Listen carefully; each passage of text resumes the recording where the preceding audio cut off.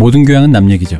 안 물어봐도 알려주는 남 얘기. 아날람 134회 2부 시작하겠습니다. 저는 이동규입니다. 안녕하십니까, 박박사입니다. 안녕하세요, 시옷입니다. 이제 알아서 자동으로 다들 역시 눈빛을 주니까 할 수밖에 없는 방송이 늘었어요. 이것이 권력에 의해서 움직이는. 그렇습니다. 자꾸 여러분 왜 그러세요? 얘기했다가 이제 이 대표님의 권력에 의해서 우리가 그렇죠. 그런 개몽이 거죠. 됐습니다. 아 그러네. 여러분 역시 상록수야 뭐야 지금. 방송 좀 할 줄 아시네. 일단 저희는 빠르게 네. 광고를 듣고 와서 이 본격적인 얘기를 한번 진행해 보도록 하겠습니다. 지금 티스템 두피 클렌저와 두피 에센스를 검색해보세요. 과학이 당신의 모발에게 주는 선물, 티스템입니다. 저희 아날람은 호텔스닷컴과 최대 15%의 제휴를 맺고 있습니다. kr.hotels.com/베스트 쿠폰으로 접속을 하시거나 남얘기닷컴에서 링크를 타고 가시거나 해주시면 되고요. 페이스북 페이지 많이 놀러오셔서 멤버 신청해 주시고요. 유튜브 구독도 많이 해주시고요. 그리고 유튜브로 청취도 많이 부탁드리고요. 또한 대마시안 샵에서 물건을 구입하실 때는 아날람만 클릭해 주시면 됩니다. 저희 이번에 참 이 얘기가 일파만파다 보니까 자꾸 얘기하게 되는데 어쨌든 네, 승리 버닝썬 모든 화제가 그냥 블랙홀이에요, 이게. 네, 맞아요. 근데 이제 그것 때문에 저희 남얘기 커뮤니티에 이런 글을 올리신 팬분이 계세요. 이거 초반에 딱 터졌을 때 그죠? 네네. 그래서 한번 요거를 한번 읽어보고 시작하겠습니다. 아니 요거 앞전 얘기를 좀 해주셔야 되는 게 이게 버닝썬 얘기로 초반에 막 터졌을 때 네. 루머가 엄청 돌았잖아요. 그와 관련된 예. 다른 여성 아이돌 그룹의 온갖 멤버들이 소환돼서 누구도 있네 어쩌고 하는 막 이런 루머가 돌았잖아요. 그것과 관련해서 저희 페이스북 페이지에 팬분이 글을 써주셨죠. 네, 그렇습니다. 그래서 잠깐 읽어보겠습니다. 승리 정준영 동영상 사건으로 제가 좋아하는 아이돌들이 연관된 루머가 많이 도는데 루머라지만 귀얇은 제게는 큰 충격이었습니다. 그런 일이 있었다 한들 아티스트적 존재로 보지 않고 그저 일방적 유사 연애를 했었다고 생각되는 자괴감은 덤이었습니다. 따스운 봄 소식과 함께 외롭고 울적한 감정에 휩싸여 버렸습니다. 주변인에게 저의 공감대 없는 하소연에 그들은 연애나 하라는 솔루션을 주었으나 연애나 해라. 네, 맞는 말인데 안 하는 게 아니라 못하는 걸로 모르나 싶어 더 마음이 네, 이놈들. 친구들이 예의가 없네요. 네. 그만큼 아이돌은 제게 말인 못.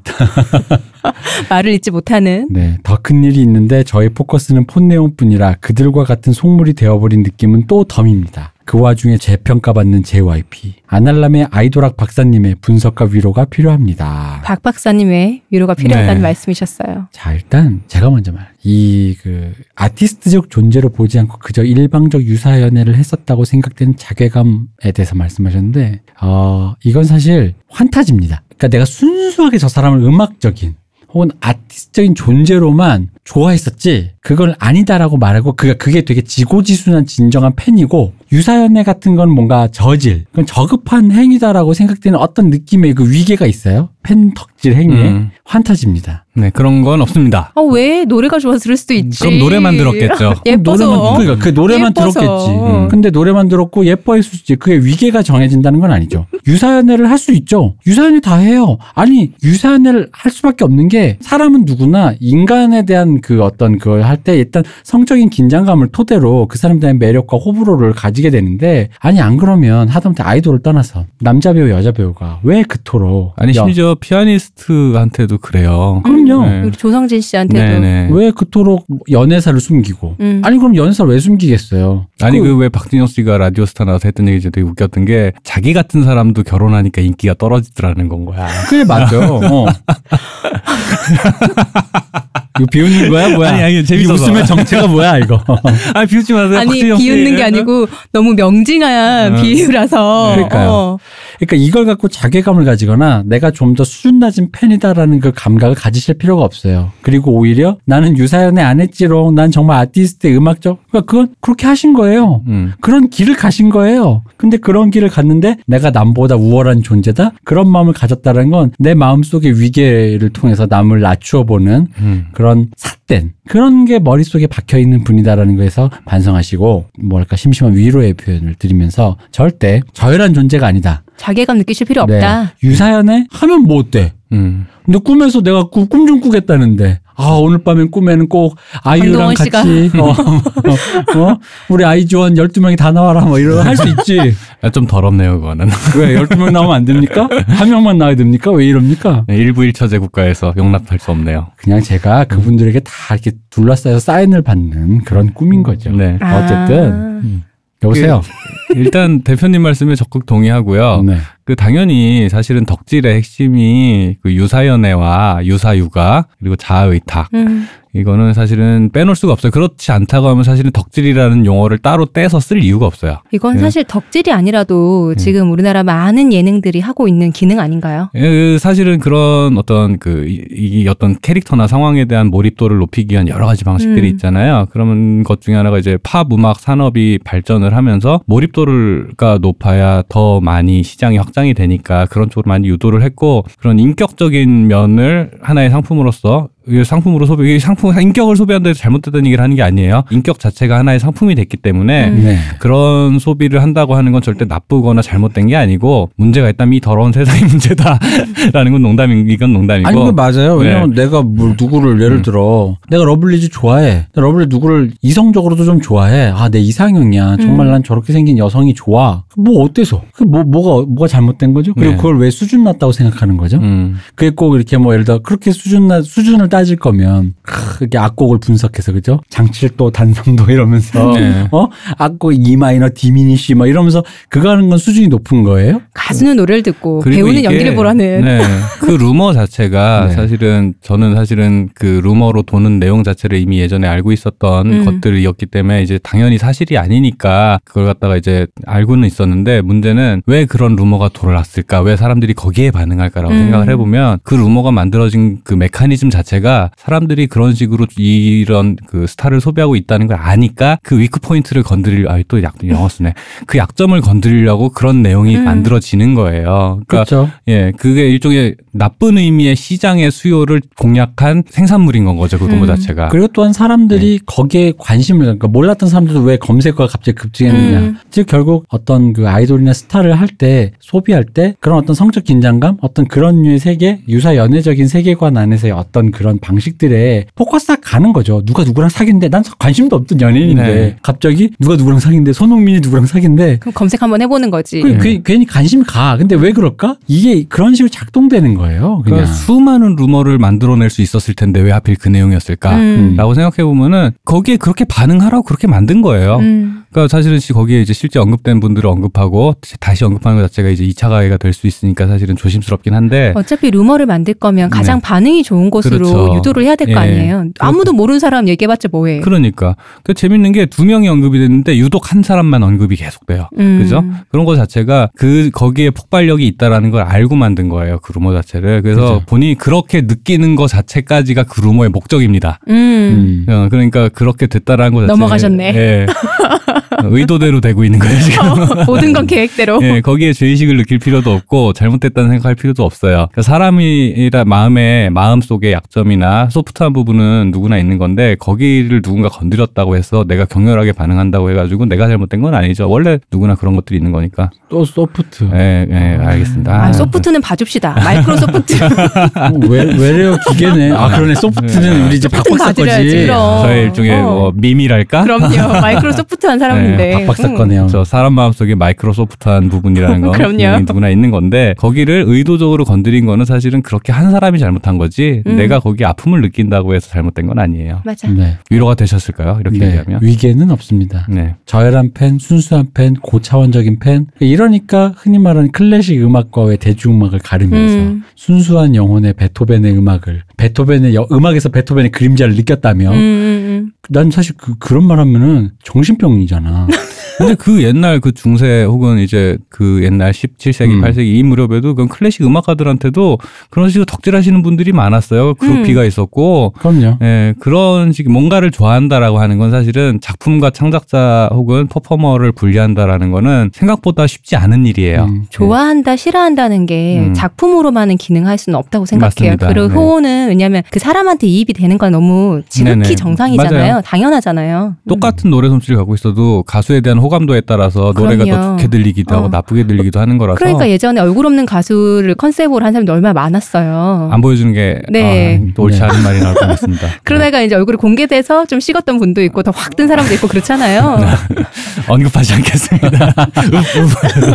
아시는 많은 분들은 다 아시는 네. 걸로. 그렇죠. 어쨌든 이걸로 남보다 우월함을 느끼려고 시도하는 그 시도를 느끼거나 시도를 하려고 하는 사람 그분들에게 죽비를 내려야 합니다. 맞습니다. 일본식 죽비 내리실 건가요? 사실은 네, 개인적으로는 이 루머를 보고 이 루머를 만들어낸 사람의 격렬한 악의가 느껴져서 저는 사실은 루머 내용보다 그 의도에 되게 불쾌했어요. 저는 그러니까 이런 투명한 의도인데 이거 통할 수밖에 없는 너무 그치, 빤한 넘어갈 수밖에 없게 만드는. 예, 그 의도가 너무 투명하고 악의가 느껴져서 저는 사실은 거기에 심하게 불쾌감을 느꼈고 거기에다가 TV에서는 정준영 씨의 그 불쾌한 이미지가 계속 반복이 되니까 네. 이 모양 자체가 보기 싫어가 되는 거죠. 짜증나죠. 예. 게다가 간만에 느끼는 굉장히 기분 나쁜 뉴스예요. 네, 맞아요. 네. 진짜. 네. 자꾸 나올수록 네. 점점 더 기분이 나빠져요. 불쾌해요. 진짜 되게. 불쾌해요. 네. 그래서 이게 왜 불쾌한가 생각해보세요. 세상에 강력범죄도 많고 나쁜 사람도 많잖아. 근데 왜 이게 유독 불쾌했나 싶다 보니까 뭐랄까 이런 느낌인 거죠. 어떤 아무것도 아닌 사람의 그 어떤 그 유희로 느끼는 이런 말까지 들은 거예요. 차라리 정준영 씨를 보다가 정준영 씨 얘기가 너무 퍼지다 보니까 그런 얘기가 나온 거예요. 차라리 어떤 제 아시는 분이 승리는 야심이라도 있지. 이거는 도대체 뭐냐. 너무 기괴하고 너무 끔찍하고 기분이 나쁘다. 네, 좀 과장을 하면은, 그러니까 이제 요즘에 이제 페미니즘 이슈가 나오면서 이제 대상화라는 말이 많이 네. 있잖아요. 사실 대상화라는 거는 누구나 할 수밖에 없고, 내가 누구를 좋아하는 것도 사실 그것도 대상화예요. 본인 말고 누구나 대상이니까요. 그렇죠. 근데 정준영 씨 같은 경우에는 정말로 그 말에 딱 부합되는 사람 그냥 아닌가요? 사람을 물건으로 취급하는 거예요. 이 모든 것들을. 그러니까 모든 관계 양상에 있어서의 그 막 디테일이 느껴지는 게 아니라 그냥 스탯 쌓는다. 맞아요. 스탯 쌓는다는 철저히 도구이자 오브제로만 생각을, 목적으로만 생각을 하고 그렇게 가니까 이 비인간성 자체 사람을 되게 불쾌하게 만드는 거예요. 맞아요. 네. 그래서 그 말에서 느꼈던 어떤 그러니까 승리는 야심이라도 있지라는 말 느꼈던 게 어떤 이 핵심을 되게 왜 이게 더 기분 나쁘지라는 사실 사건의 규모나 크기로 보면 그쵸. 승리 씨가 좀 더 이게 더 크게 뭔가 연루된 게 있는데 정준영 씨의 사건은 나를 더 불쾌하게 만드는 게 네. 정신적 네. 사건이니까. 근데 보통 단톡방이나 이런 데서 누구 뭐 떴다 하고 하면은 누구 동영상 있냐 없냐 막 이런 거 하잖아요. 네. 근데 그거는 다 남의 것을 보겠다는 거잖아요. 이것도 네. 당연히 잘못된 그것도 범죄예요. 네. 근데 남의 것을 보고자 하는 욕심인 거잖아요. 네. 근데 정준호 씨는 본인이잖아. 네, 그러니까. 그러니까 이게 정말 진짜 너무 이상한 거야. 이게 똑같은 예를 들어서 이게 정준영 씨가 살인범은 아니지만 예를 들어서 똑같이 살인 사건이 났어도 끔찍해 어쩌다 이렇게 됐지라고 생각하게 되는데 연쇄살인이나 사이코패스 살인의 사람들이 불쾌함을 느끼는 거는 그 자체가 하나의 그냥 일련의 행동들을 쌓아서 한다는 게 이게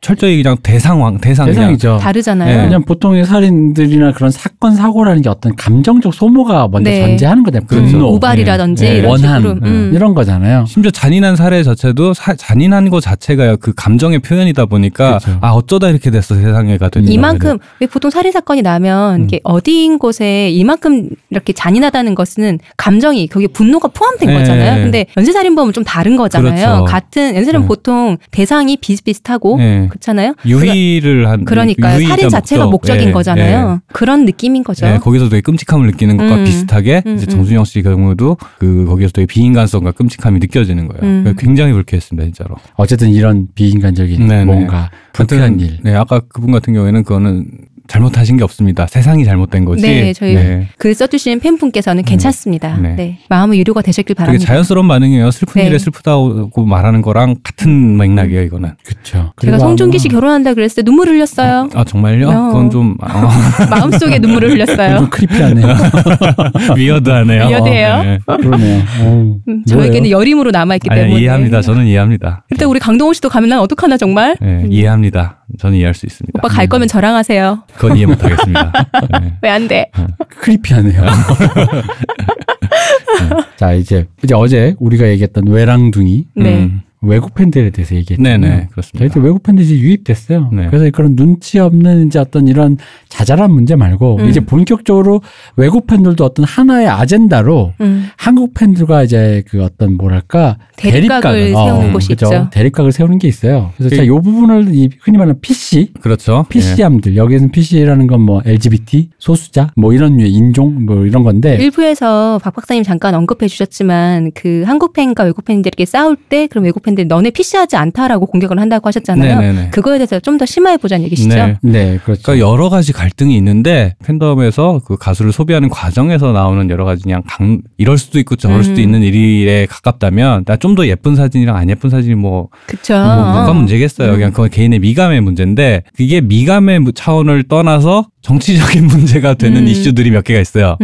그래서 이게 뭐냐면은 그 흔히 말하는 화이트워시. 네. 그 화이트워시 같은 경우에는 보통은 이제 네, 화이트워싱의 경우는 보통은 이제 헐리우드에서 왜 흑인이나 유색인종의 역할을 백인이 할 때 이제 보통 화이트워싱 이제 백인화 시킨다라는 의미에서 그렇게 하는데 엄밀히 얘기하면 이거 화이트워싱이 아니라 컬러리즘이라고 그러더라고요. 예를 들어 이거는 그 같은 흑인인데도 더 밝은색 피부를 가진 흑인이 더 수요가 많다라는 이런 것들은 그걸 갖다 컬러리즘이라고 부르는데 그런 걸 이제 뭉뚱그려서 화이트워싱이라고 많이 그냥 쓰더라고요. 그 말 자체를. 그리고 역할을 그렇게 하지 않더라도 어떤 사진이나 이런 화보나 그렇죠. 이런 데서 원래 피부 색깔보다 좀 더 밝게 표현을 하는 거죠. 그렇죠. 그런 것도 화이트워싱이라고 많이들 하죠. 근데 이제 흑인들의 이제 그런 예는 잠시 후 더 있다가 우리 이제 홍 작가님이 가지고 온 밭에서 네. 좀 더 자세하게 나올 것 같고요. 추수는 거기서 하는 걸로. 그렇죠. 우리는 이제 약간 좀 경향이 다른 게 이런 거니까 한국인들이 한국 팬들이 흰 피부를 네. 선호한다 이거예요. 그렇죠. 그래서 많은 아이돌의 그런 뮤비나 이런 거에서 희고 투명한 피부 뭐 그런 거를 이제 뭔가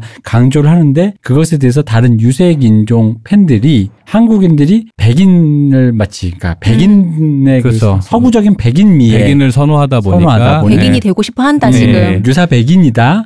그래서 저런 일방적인 미를 강조한다. 다양한 미를 강조하지 않고 그러면서 지적을 하는 거잖아요. 그렇죠. 이게 재밌는 게 사실은 이 얘기를 하기 전에 짚어야 되는 맥락이 네. 그 한국의 아이돌 이제 특히 남자 아이돌이든 여자 아이돌이든 그 표현의 수위가 미국이나 서구 기준으로 볼 때 되게 과격하고 제한이 없어요. 예를 들어서 특히 젠더 역할에 있어서 네. 성적인 역할, 그런 성별의 역할이나 그런 동성애라든가 이런 종류의 요소들을 되게 아무렇지 않게 표현을 해요.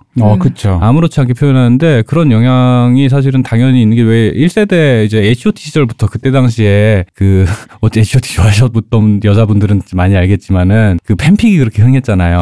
그렇죠. 팬픽 흥했는데 그 팬픽 흥한 내용 아시죠? 이제 지금 시호님이 배시시 웃고 계신데 저라고 안 써봤겠습니까? 네, 그렇죠.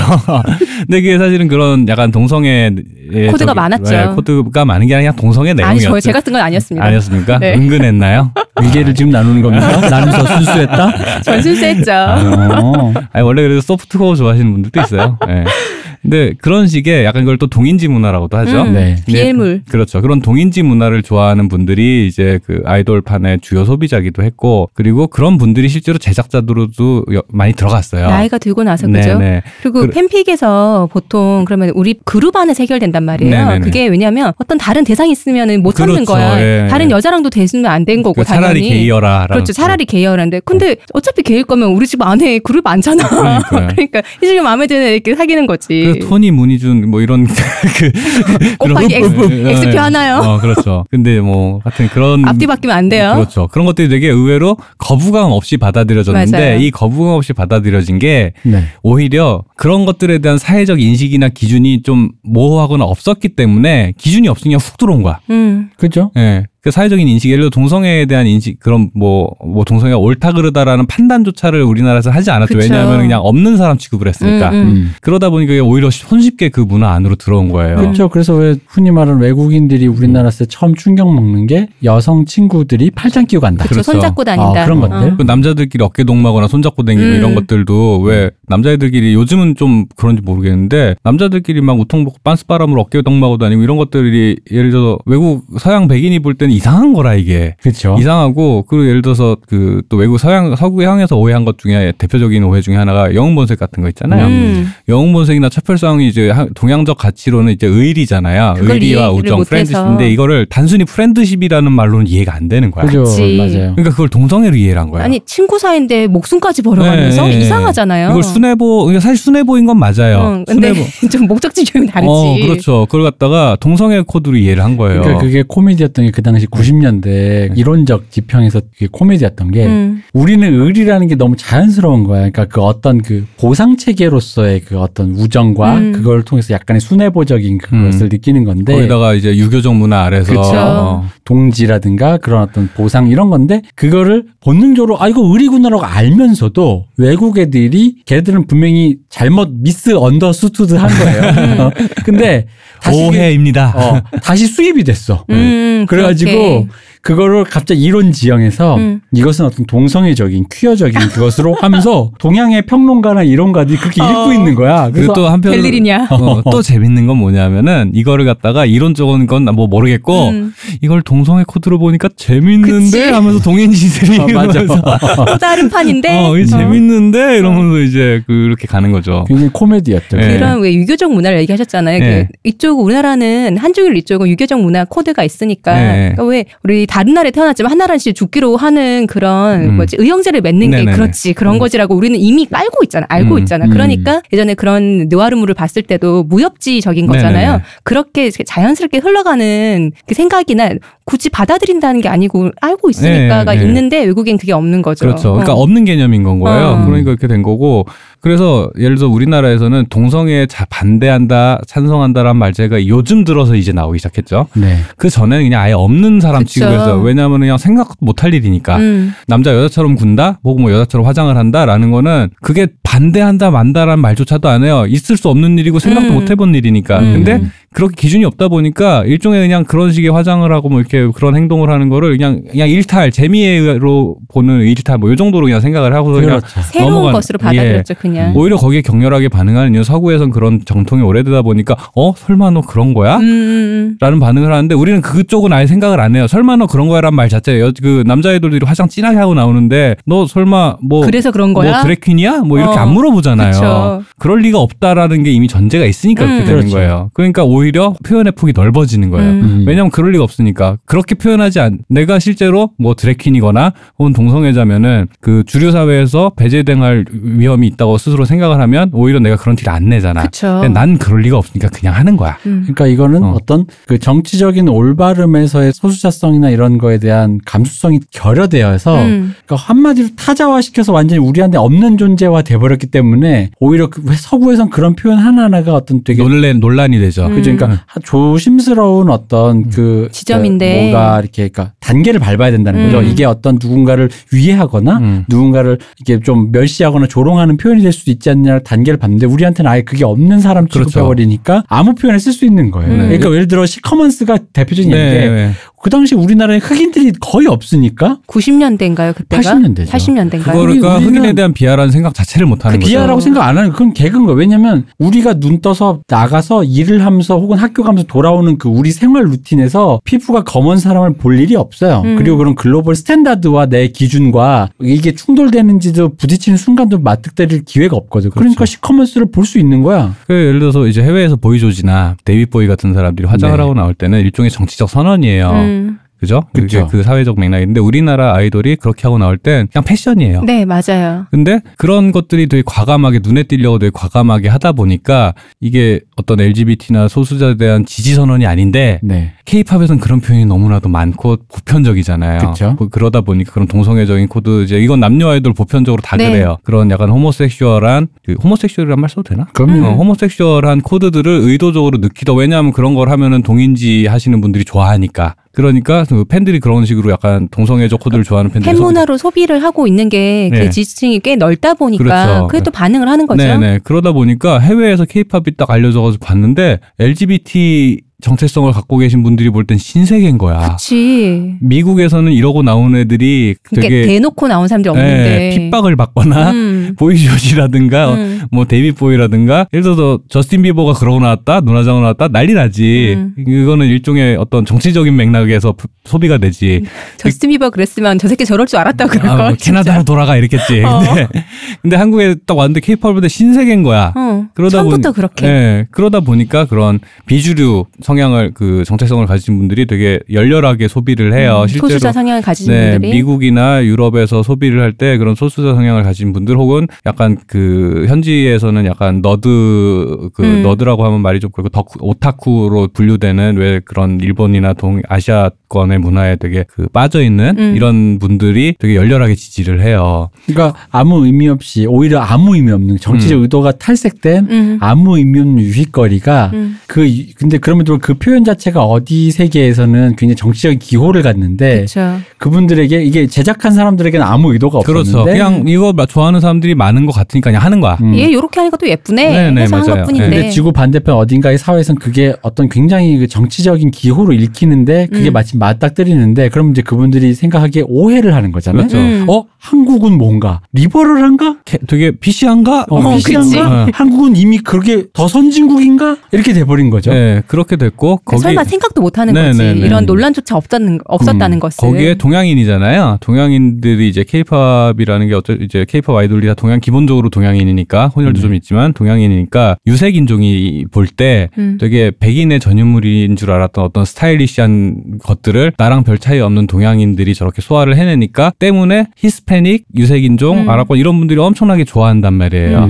왜 백인들이 하는 건 거리감이 느껴졌는데 동양인이 하는 거는 그래도 좀 더 가까운 거죠. 예. 근데 그 사람들이 이렇게 쳐다보고 있는데 왜 한국 아이돌들은 자꾸 얼굴을 파운데이션을 떡칠을 하고 보정을 왜 자꾸 얼굴 하얗게 하고 나와? 왜 옛날에 막 SDS 시절에 보면은 조명 얼굴에 갖다가 이렇게 날려버렸잖아요. 윤곽이 안 보일 정도로 날려버렸잖아요. 네. 제키도 그렇고 뭐. 근데 한국에서는 그게 그냥 이쁘니까 그렇게 한 거예요. 기준이 없으니까 이쁘니까 그렇게 하는 거예요. 그리고 그때 그게 또 유행이었어요. 네. 근데 이게 자기들 맥락, 아까 좀 전에 얘기한 것처럼 정치적인 맥락은 우리가 없어서 거기가 진공 상태라서 아무 생각 없이 한 건데 정치적인 맥락 기호로 읽히는 것처럼 이것 또한 정치적 맥락으로 읽히기 시작하는 건가.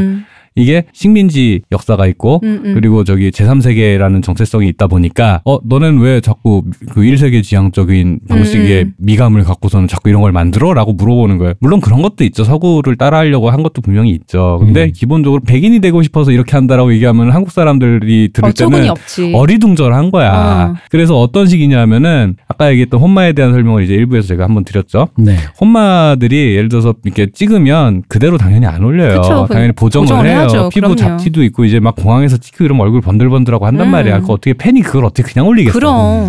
그래서 이게 닦아내요. 이렇게 다 닦아내. 그럼 얼굴이 이제 밝아졌잖아. 그쵸. 올리잖아요. 그러면 뜬금없이 거의 리플이 달려. 레이시스트 이렇게는.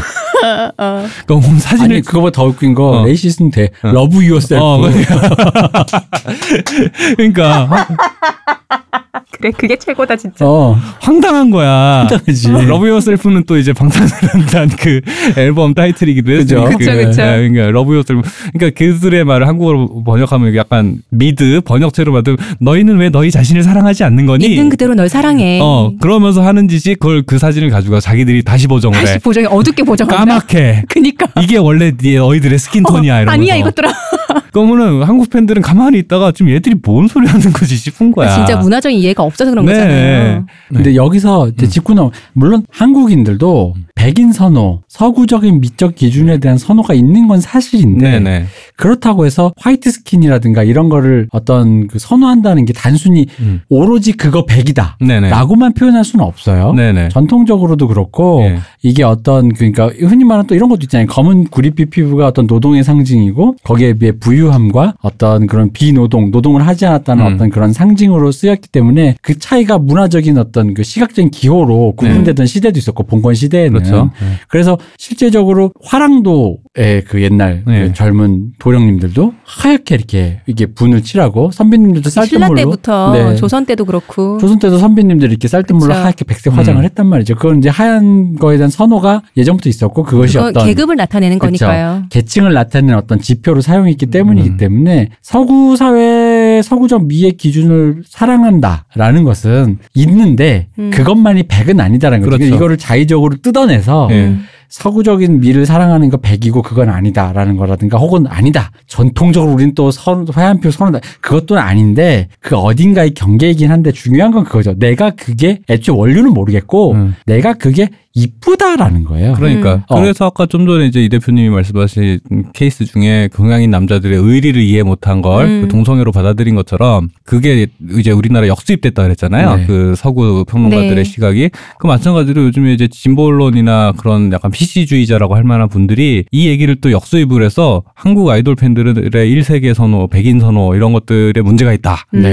라고 얘기를 해버리면은 또 황당한 거야. 그렇죠. 그래서 그걸 지적하는 해외 팬들한테 짜증을 낸다고 왜 키라고 한다. 봐. 레이시스트, 응? 아이돌 팬들, 못 배워가지고 말이야, 덕질이나 하고서는 공부나 하고 덕질하다 보니까 이 사람들이 글로벌 스탠다드를 모르고 이렇게 아무렇지도 않게 인종차별을 저지르려고 했어요 하면 호통을 쳐요. 정말 그런 말이 입에 나올 것 같아요. 네가 뭘 한다고 씨부래 것들아. 그러니까. 그렇게 호통을 치는 거야. 그러니까 자기가 이제 식자라고 하는 분들이나 이런 분들이 그런 걸 양상을 보면서 그걸 갖다가 그렇게 자꾸 호통을 치고 회초리질을 하니까 어때 덕후들 입장에서는 짜증이 나는 거예요. 황당하지. 예. 진짜. 특별히, 그러니까 인종차별을 하겠다는 의도도 없었고 그냥 내가 이뻐 보이는 걸 이쁘게 만들어서 올려놨는데 근데 나의 미감이란 게 사실은 그거는 역사적인 맥락 안에서 나온 결과니까 내 미감이 어수선한데 내가 어떻게 할 거야.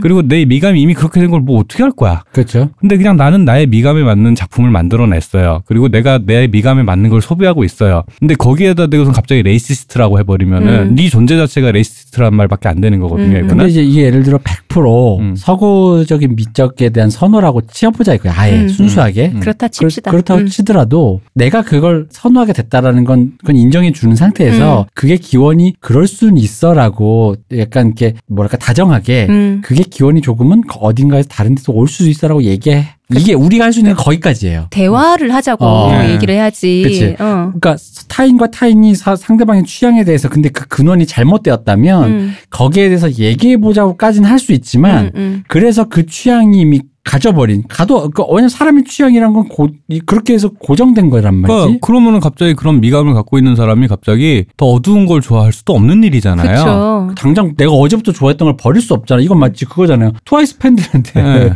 오늘부터 자 이제 안 돼. 블랙핑크 좋아해. 라는 거예요. 아무리 트와이스가 나쁜 일을 했다고 치더라도. 근데 그건 하루아침에 되나요? 그러니까 그렇죠. 당연히 안 되는 거고. 예를 들어 트와이스가 나쁜 짓을 해서 내가 머리로는 이해했어.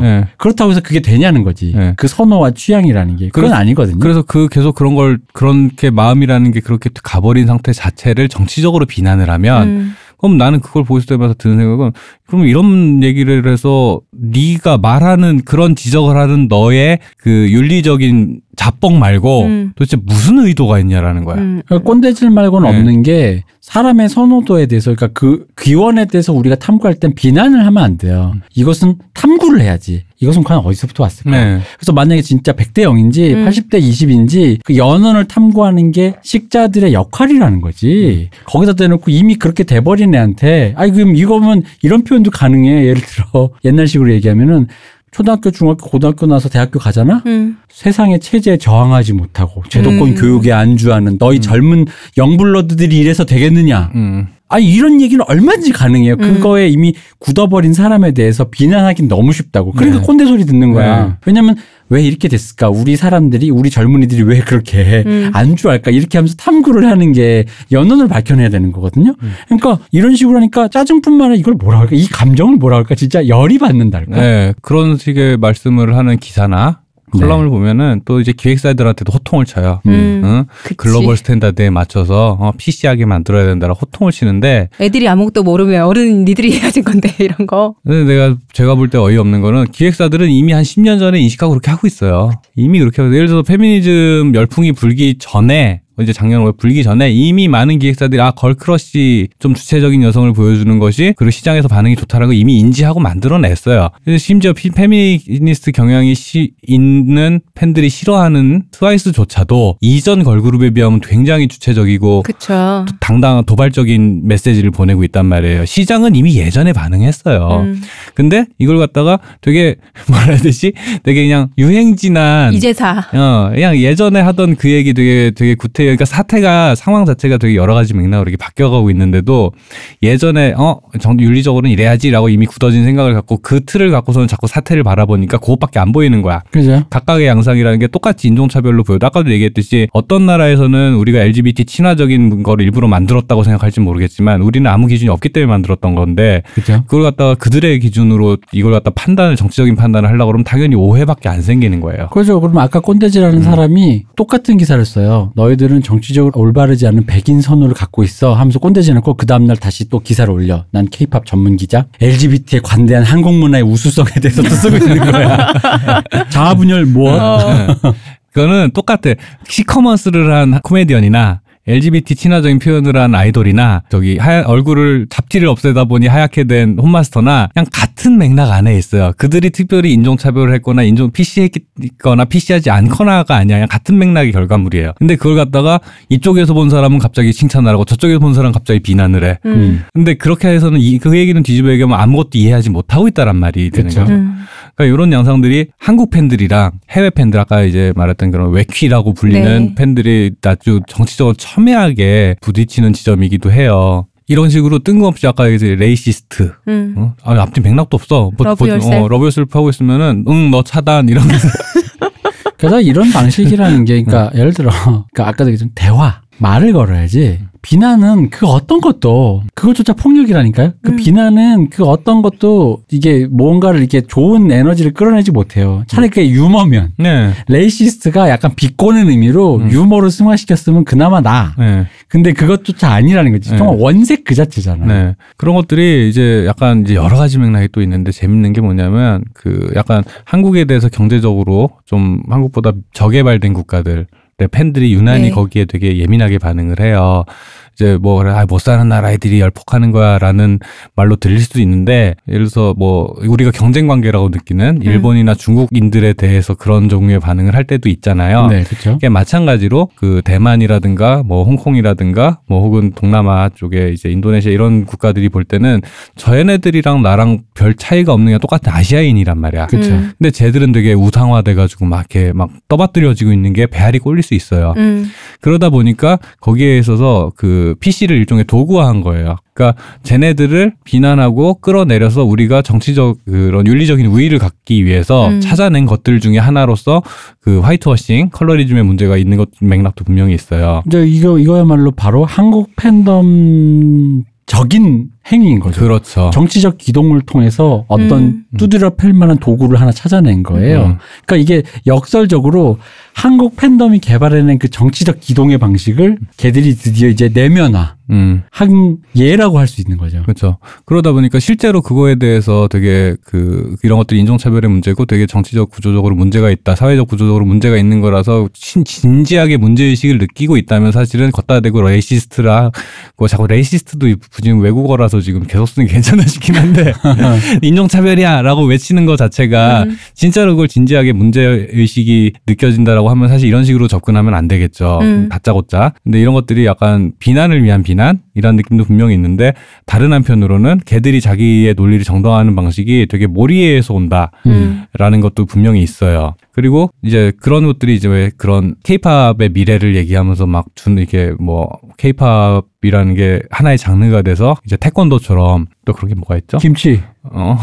김치도 그런가? 비빔밥. 이런 것처럼 한국에서 나왔지만 한국 것이 아닌 이제 글로벌하다 하나의 장르가 이렇게 될 거다 뭐 이런 예상을 하는 분들도 있는데 이제 사실은 그 말도 맞긴 한데 정확하게 그 말을 하기 위해서는 그럼 케이팝의 정의가 뭐냐라는 게 먼저 돼. 그러니까 장르가 되려면 구분이 돼야 되잖아. 다른 장르랑. 근데 케이팝 자체 음악적으로는 미국 영미의 팝에서 그대로 사실은 레퍼런스에서 가져온 음악이고 춤도 당연히 마이클 잭슨부터 시작된 서구 팝 흑인 음악에서 가져온 거고 스타일링은 동인지 문화에서 많이 가져왔고 그래서 이런 여러 가지 잡탕이란 말이에요. 그래서 그 조합을 해내는 다양성, 그 조합의 다양성에서 2차 가공된 요거에서 사실 K-팝의 특징이 나오는 건데 2차 가공된 어떤 것들이라고 하는 거는 사실은 본래적인 게 아니잖아요. 네. 가공의 과정이 더 중요한 거잖아요. 근데 가공의 과정을 장르의 특징이라고 하면은 이거를 예를 들어서 이 K-팝을 장르로 하나를 구분을 해서 해외에서 가져갔을 때 이걸 K-팝이라고 얘기할 수 있을 때 이걸 어떻게 구분해야 되지 싶거든요. 저는 개인적으로. 그렇죠. 만약에 그냥 지금의 한국 아이돌 음악을 인종만 그대로 바꾸잖아요. 그러면 그냥 우리가 보던 그냥 K-팝 스타 아니지 K-팝 스타들 팝스타예요. 네네네. 팝스타예요. 그 뭐 테이크댓이라든가. 네, 맞아요. 백스트리트 보이스라든가 네. 그냥 그러면 이것을 규정짓는 그 어떤 그 아이덴티티 정체성은 뭐냐인 거지. 그러니까 예를 들어 옛날에 비슷한 얘기로 이런 적이 있어요. 제가 아는 밴드 하던 친구가 드러머랑 기타리스트 둘이 친구인데 둘이 어쨌든 드럼 패턴 만들고 자기가 이제 그 기타리스트 멜로디를 써서 노래를 둘이 공동 작곡 올렸는데 공동 작곡 올리다 둘이 그냥 이제 농담 반 진담 반으로 이런 얘기를 한 거예요. 야, 이 노래의 정체성을 생각했을 때 드럼을 빼고 멜로디만 듣는 거랑 멜로디를 빼고 드럼을 듣는 거랑 했을 때 같은 노래로 인식할 수 있겠냐? 굉장히 철학적인 얘기였단 말이에요. 그런 얘기랑 똑같이 K-팝이 만약 거기서 그 인종적인 형태를 뺀다면 그럼 남는 특징은 그 생산되는 방식밖에 없거든요. 프로듀싱 되는 방식. 맞아요. 그 연습생 시스템이라던가 기획사의 관리들. 되게 철저하게 한 관리. 네. 그리고 그 팬덤과의 관계, 팬과 소비하는, 그러니까 쉽게 얘기하면은 소비자와의 관계라고 할 수 있겠죠. 좀 더 드라이하게 얘기하면은 요 세 개가 사실은 K-팝의 가장 큰 특징인데 요거 그냥 생산 양식이잖아요. 그쵸. 이거가 장르의 특징이라고 말할 수 있나? 라는 생각이 드는 건 거예요. 결과 그렇게 해서 나온 결과물이라고 하는 거는 사실은 기존에 보던 거랑 인종적인 특징을 뺐을 때 별 차이가 없는데 라는 의문이 일단 첫 번째로 들고 만약에 K-팝의 미래가 이제 그렇게 글로벌화 된다라고 하면 그래서 제가 느끼기에는 오히려 그러니까 예전에는 아까 얘기했듯이 2세대에서는 해외 시장이 워낙 크니까 해외 시장에 몰빵을 해버려서 해외의 맞춤형 아티스트가 되려고 했어요. 그쵸. 현지에 맞는. 네. 근데 지금은 K-팝 이상이 커지면서 오히려 여기가 메카가 된 거야. 성지순례하러 온 데야. 한국이. 네. 그러니까 로마 교황청이라고 비슷하게 되게 웃긴 표현이. 바티칸처럼. 네. 재밌는 게 뭐냐면 아까도 얘기하다 말했지만 시장 규모가 워낙 작다 보니까 경제적 영향력은 기획사가 생각할 때 시장 규모는 한국 밖으로 나가면 한 10배 돼요. 근데 10분의 1밖에 안 되는 시장을 계속 관리를 해야 돼. 뿌리가 여기 있으니까. 이게 교황청에서 인증을 받아야 되는 거랑 비슷한 건 거야. 여기서 인기 있고 여기서 핫하다고 인증을 받아야 그 10배 되는 시장으로 갈 수가 있는 건 거예요. 그렇게 되다 보니까 시장 맞춤을 할 필요가 없어요. 해외 시장에 이제는 그냥 그들이 맞추러 와. 진짜 신기하다. 아니 근데 이게 바로 옛날 쓰던 그 말의 기시감 느껴지지 않아요? 뭐요? 우리 것이 좋은 것이요. 신토불이 우리 것이 곧 세계적인 것이다. 가장 한국적인 것이 가장 세계적인 것이다. 그렇네. 네. 그래서 재밌는 거 일부에도 잠깐 얘기하다 말았지만은 아까 얘기했듯이 그냥 지배 권력을 갖고 있는 게 되게 가장 세계를 가장 큰 영향을 끼치고 있는 미국 문화가 그렇게 퍼질 때는 모든 사람들이 의문을 가지지 않았어요. 다만 그렇게 그런 얘기 많이 들었죠. 스필버그 영화 보면서 미국식 가족주의가 주입된다. 미국식 국가주의가 주입된다라고 했는데 그때 그러다 보니까 우리 어릴 때 미국 영화 보고 자라가지고 뭐 영화든 뭐든 뉴스 볼 때도 미국 군인이 희생당하는 모습을 보면 나도 분노를 하잖아요. 그랬죠. 분명히 그랬었어요. 네. 그래서 그걸 갖다가 그러면 안 돼 하면서 반미의 기치를 휘두르시던 우리 주사파 형님들이 계셨었고 근데 마찬가지로 이 K-팝의 성지가 이 말이 웃기지. 원래 본산인데 메카가 되었죠. 메카가 됨으로써 한국적 가치를 내면화하는 외국인 팬들이 많이 생기고 있어요. 그게 재밌는 게 방탄소년단이 원폭 티셔츠 입어서 한번 난리가 났었죠. 그렇죠. 네. 난리가 났었는데 저는 방탄소년단의 대응을 잘했다고 생각을 해요. 잘했다고 생각했는데 어떻게 대응했는지도 말씀해 주세요. 원폭 피해자분들을 그 협회를 찾아가서 사과를 했죠. 일단 그래서 저는 그건 되게 잘했다고 생각을 해요. 그거는 사실은 반일 감정을 떠나서 인류의 관점에서는 그쵸. 그렇게 하는 게 맞다고 생각을 해요. 이거는 국가 간의 문제가 아니라 인류 보편의 문제니까. 네. 그런데 거기에 일본 언론들이 떡밥을 물고선 일본 우익 언론들이 방탄소년단을 되게 그 안 좋은 쪽으로 몰아갔잖아요. 그렇죠. 그랬더니 한국인들과 같은 동감하는 방탄소년단을 좋아하다 보니 한국인들과 동기화된 외국인들이 일본 홈페이지를 찾아가서 일본이 2차 대전에 했던 만행들을 고발하면서 공격을 한 거야. 그죠. 되게 재밌지 않아요? 진짜 재밌어요. 되게 옛날에는 사실은 일본이 더 해외에서 유명하고 인지도가 높은 나라다 보니까 아시아의 역사를 일본이나 중국 위주로 이해하는 사람들이 많았는데 이제는 방탄소년단과 케이팝의 위력으로 인해서 한국 중심으로 동아시아 역사를 한국 중심으로 이해하고 받아들인 사람들이 많아졌다. 이게 문화의 힘인 건 분명히 맞거든요. 그래서 중국에서도 문화 레포트 중화시키려고 그렇죠. 문화 레포트를 한 거잖아요. 사실은 이런 걸 소프트 파워라고 하죠. 이제 미국이랑 중국이 똑같이 경제 규모에서는 G2라고 해서 이제 그 되게 큰 영향을 끼치는 건 맞는데 네. 절대로 따라갈 수가 없는 게 미국의 소프트 파워란 말이죠. 이제 소프트 파워라는 게 단순히 팝뿐만 아니라 사회 구조와 그 생활 양식을 지배하는 이 전반의 그 이것도 되게 제국주의적 저기 문명화인데 이 다른 말을 쓸 수가 없다. 그 다른 표현이 생각이 안 난다. 미국적인 문화가 전 세계에 녹아 들어갔잖아요. 그렇죠. 사실은 그런 거죠. 그런 그러니까 미국이 주도한 어떤 질서라고 해야 되죠. 그런 것들이 글로벌 스탠다드로 많은 사람들이 보편적인 가치로 받아들였죠. 네. 미국이 제시한 여러 가치들을. 근데 그게 안 되니까 중국의 영향력이라고 하는 거는 돈 말고는 없는 건 거야. 근데 한국이 경제적인 영향력이 없는데 문화적인 영향력으로 중국이나 일본보다 더 많은 지지를 받기 시작했어. 이거는 내가 볼 때는 이런 케이스가 있었나라고 생각을 해보면은 되게 고대로 가야 돼. 무슨 페니키아라던가 이런 데로 가야 되는 거야. 그러다 보니까 되게 재밌는 상황인 것 같고 이런 것들이 마찬가지로 한국이 메카가 되다 보니까 한국이 시장 규모로는 절대로 메카가 될 수가 없는데 한국이 메카가 사실은 시장 규모로 따지면 일본이 케이팝의 메카가 돼야 돼. 맞아요, 사실은. 그렇죠. 소비의 절대적인 소비량도 그렇고 그런 식으로 그런 문화적인 영향력이 경제력과 비례하지 않는 상태로 과하게 이렇게 영향력을 끼치는 케이스가 얼마나 있었나 생각을 해보면은 홍콩 영화 전성기 때 잠깐 정도? 아, 그렇죠. 예. 근데 그때는 사실은 그 범위가 아시아에 국한돼 있었죠. 네네. 정확하게는 동아시아. 그리고 그것도 역시 지금 양상이 비슷한 게 그 홍콩 문화를 가장 강렬하게 소비한 데가 일본이었어요. 네, 맞아요. 네. 그리고 일본은 특이하게도 일본 문화가 그 90년대 예를 들면 뭐 안전지대 이런 팀들 동아시아 전역에서 엄청난 인기가 있었는데 그렇죠. 일본 문학의 인사들은 관심이 없었죠. 해외에서 인기가 있거나 말거나. 그 반응을 실제로 체감하기가 쉽지가 않았고 그리고 안전지대나 이런 사람들이 소모되는 방식이 또 그걸 직접적으로 체감하기가 힘들었던 이유가 뭐냐면 지금의 케이팝처럼 공식적이지가 않은 거야. 왜냐하면 동아시아에서의 일본이라는 것은 그렇죠. 일본의 존재는 특히나 그땐 더 지금보다 더 옛날이니까 그거를 대놓고 나 일본 노래 좋아한다라고 할 수 있는 강심장은 없었단 말이에요. 그럼에도 불구하고 소비가 이루어졌던 그렇죠. 거죠. 그래서 사실 그때 영향으로 동남아랑 뭐 대만 이런 나라, 대만은 또 역사적인 맥락이 또 있죠. 되게 일본에게 되게 친화적이에요. 그런 문화적인 친화력이 있어요. 그렇죠. 그런데 지금은 그게 역전이 많이 됐고 그리고 이것들이 이제 국가적으로도 엄청난 큰 자산인 것도 맞아요. 맞는데 그러다 보니까 그 해외에서 그 기존의 1세계에서 제시한 사실은 아무리 동남아나 뭐 남미나 뭐 인종적으로 히스패닉이거나 뭐 저기 아랍이라고 해도 그들이 얘기하는 PC의 기준은 사실은 미국 영미권 기준이에요. 그렇죠. 영미권 혹은 유럽의 기준인데 그 기준을 의식할 필요가 없는 건 거야 오히려. 제가 볼 땐 그래요. 그걸 굳이 맞추려고 할 필요도 없고 그냥 지금 하던 대로 하면 돼요.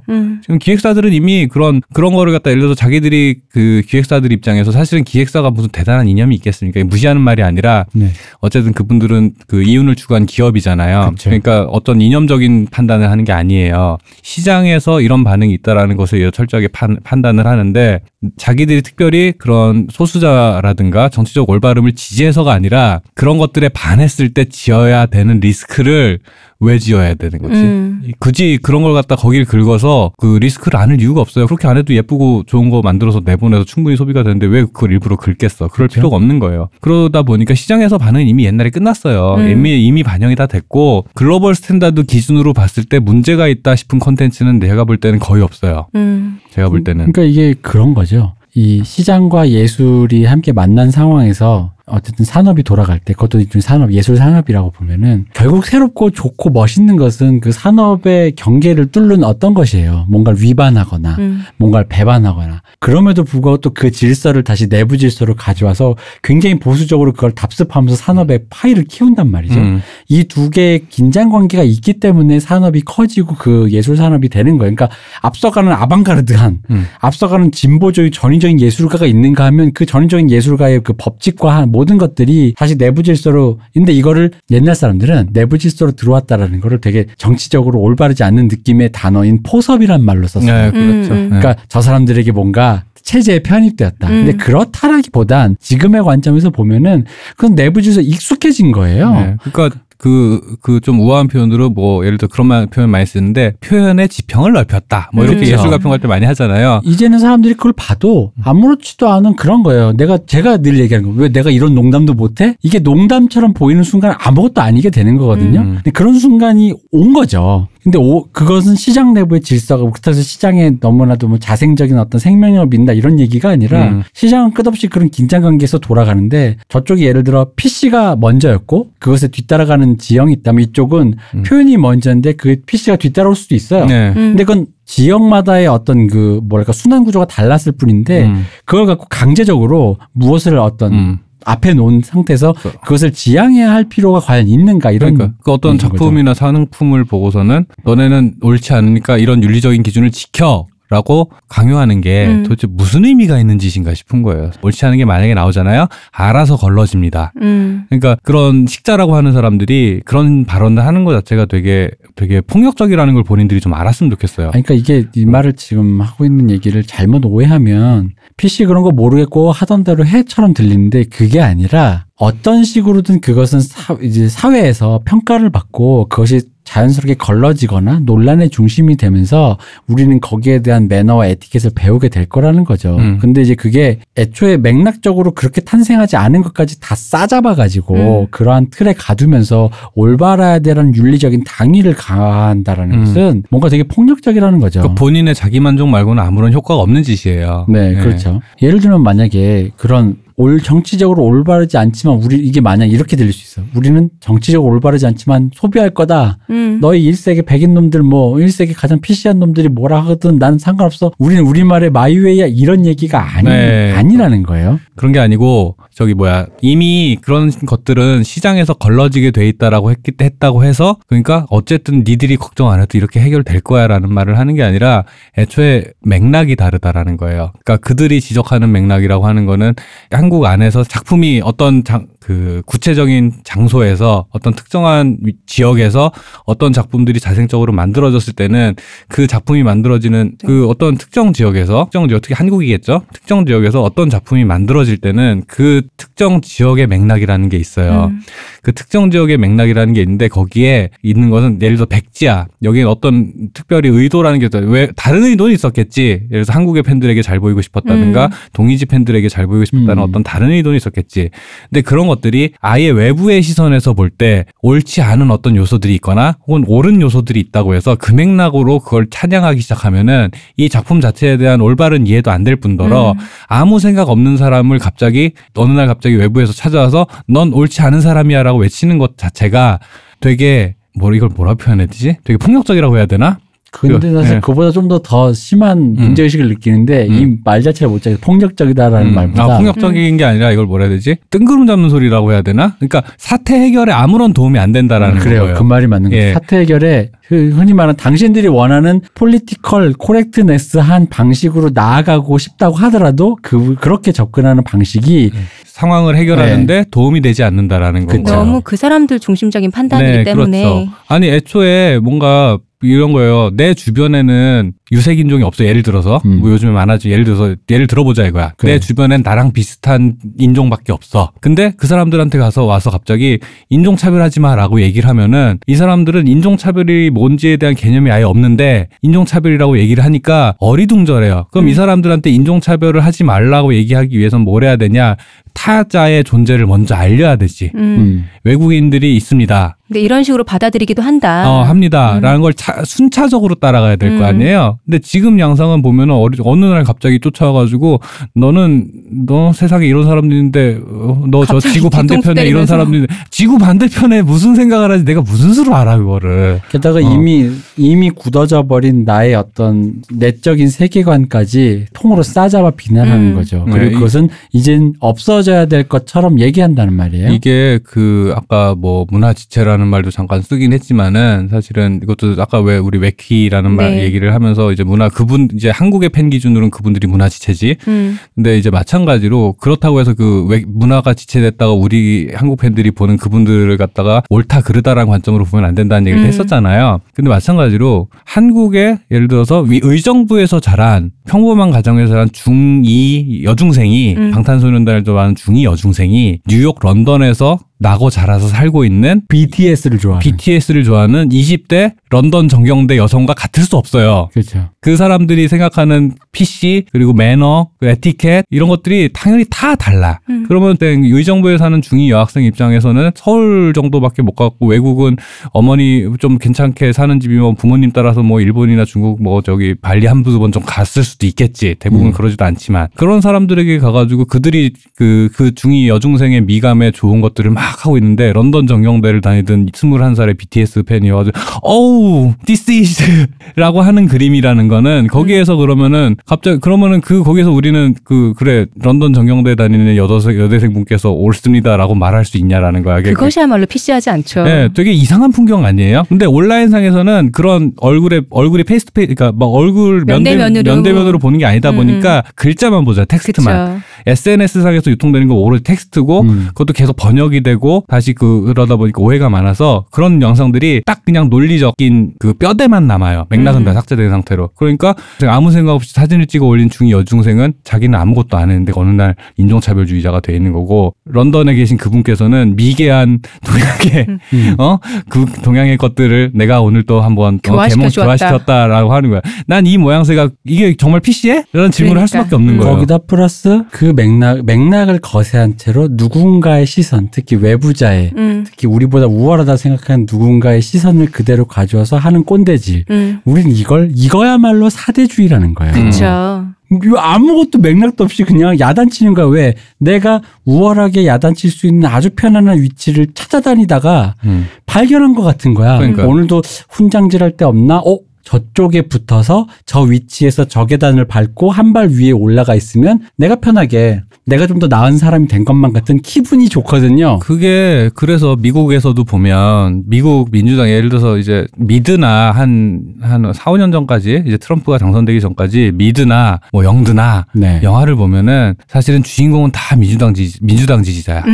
다 미국 리버럴들이에요. 근데 그 미국 리버럴들이 하도 그런 윤리적인 이제 방금 이 대표님 표현대로 윤리적으로 유리한 위치만 찾아다니는 꼴배기가 싫으니까 그 반작용으로 트럼프가 당선이 된 거거든요. 그렇죠. 근데 그거를 이런 팬덤 양상 안에서 되게 재밌는 게 우리는 또 3세계잖아 사실 굳이 따지자면 그렇죠. 우리 1세계가 아니란 말이야. 3세계의 미개한 코스모폴리탄의 에티켓을 가지지 못한 것들이 갑자기 방탄소년단 이런 애들 멋있는 애들이 나와가지고 그런 걸 한답시고 하는데 아니나 다를까 니들은 그렇구나. 그렇죠.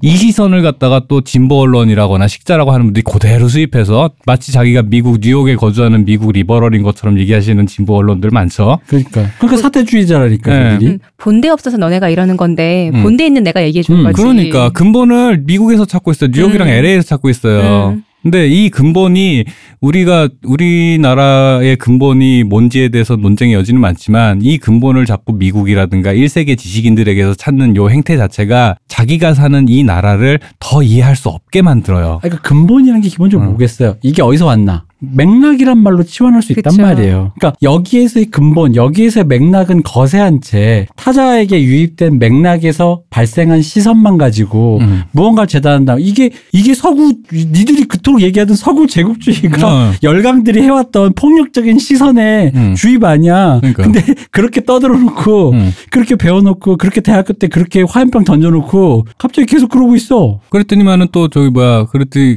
정작 K-팝 자체는 한국 한국 서울이 메카가 돼가지고 막 성지순례 해외에서 막 성지순례 오고 있는데 야 1세기 기준으로 볼 땐 니들 아직 멀었어. 내가 볼 때 이건 코미디거든요.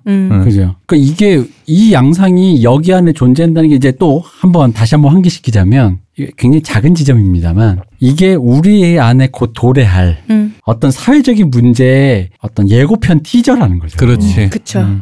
이 컬러리즘이라고 하는 것들. 이게 정말로 곧 도래할 거예요. 이게 K-팝 안에서만 지금 살짝 그들만의 리그처럼 보이시겠지만 이건 일종의 진짜 거의 일종의 트렌디하다 보니까 가장 먼저 도착한 너무 일찍 도착해서 그게 뭔지 모르는 굉장히 어리둥절한 문제인데 곧 온다는 거죠. 사회 문제가 될 것이다. 네. 다른 한편으로 사실은 저는 그런 컬러리즘이나 그 인종주의에 대한 문제를 지적할 거면 그 아이돌 홈마스터들이 보정하는데 할 게 아니라 실제 우리 사회 안에서 지금 다문화 가정들 그쵸. 문제가 이 은폐가 되고 있지. 이것도 역시 문제는 이거 진짜 쉬쉬하고 가는 시커먼스하고 거잖아. 똑같아. 그냥 없는 사람 취급하고 있어. 타자죠. 타자. 네, 없는 사람 취급하고 있어. 이제는 그분들이 이제 곧 성장기를 마치고 이제 그렇죠. 사회에 편입될 준비를 하고 있죠. 나이들이 맞아요. 꽤 많더라고 되기도 이제. 했고. 네. 많죠. 근데 그런 분들에 대해서 분명히 그런 분들이 많아지면 분명히 컬러리즘 문제가 다 대두가 될 거예요. 화이트워싱까지는 아니더라도 같은 동양인이고 국적은 한국인인데 사실 우리 동남아틱하다라는 말 비하로 쓰는 거 맞잖아요. 맞아요. 그러니까 그런 문제들이 사회 보편적인 구조 안에서 작용할 때 거기에 화를 내야지.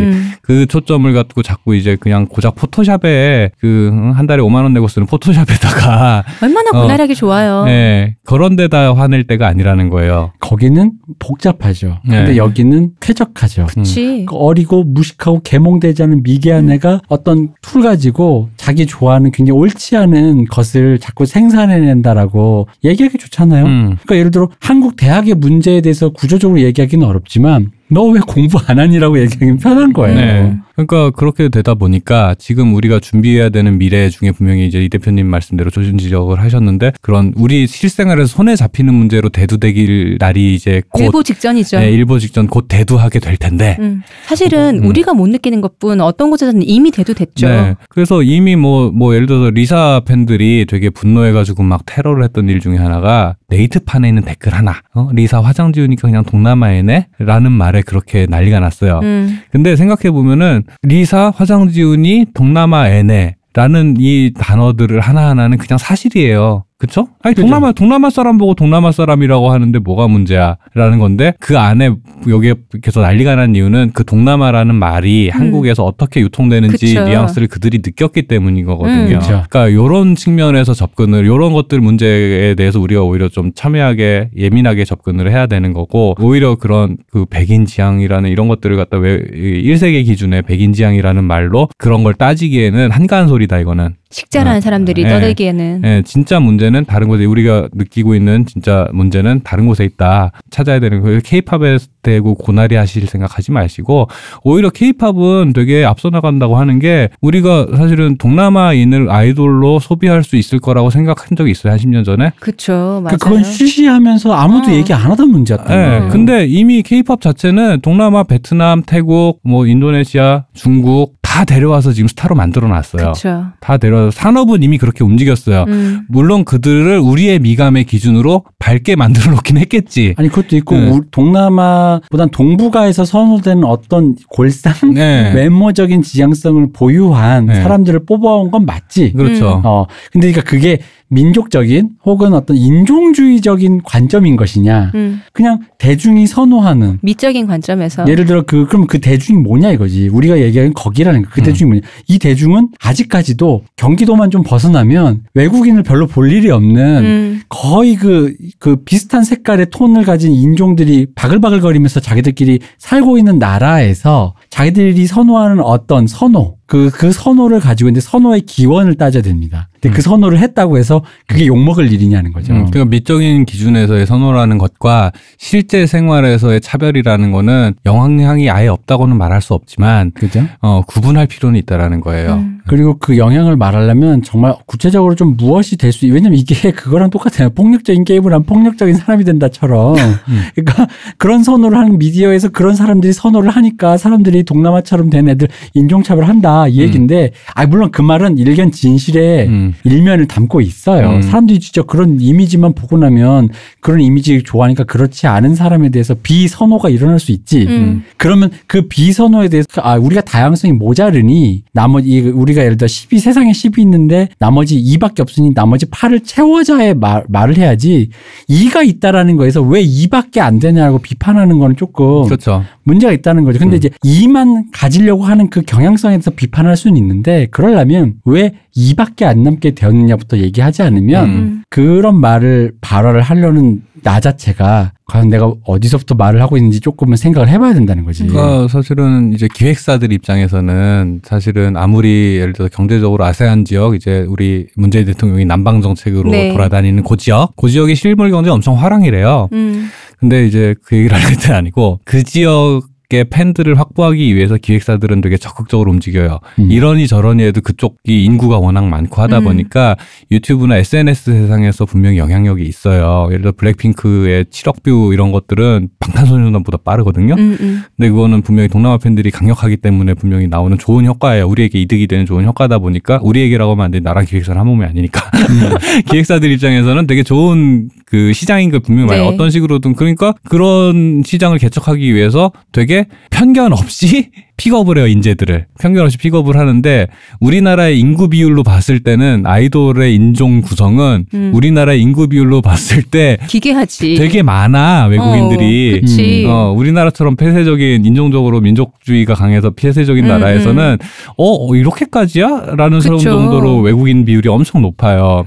이미 시장은 그걸 받아들였고 기획사는 이미 그런 편견 없이 움직인 지 오래됐고 그렇다고 해서 우리 소비자들 이제 한국의 K-팝 팬들이 한국의 아이돌 팬들이 배척을 하냐 그런 멤버들을 안 그래요. 오히려 좋아해. 그 멤버들 덕에 해외에서 더 버프를 만들면 좋아해. 기획사 입장에서는 진짜 네. 돈에는 인종도 없고 국경도 없는 그럼요. 거잖아요. 그 팬들 입장에서는 또 한국 팬들이 아까 얘기했듯이 정치적이다 보니까 인기 많아지니까 팀에 우리가 이득이 팀이 된다고 그치. 하면은 그렇죠. 배척할 이유가 없는 건 거야. 팀에 이득이 된다 그러면 내가 별로 좋아하지 않았던 호모포비아에 걸린 어떤 뭔가 팬도 어떤 팬도 이게 이득이 된다 싶으면 참을 수 있다니까. 그치.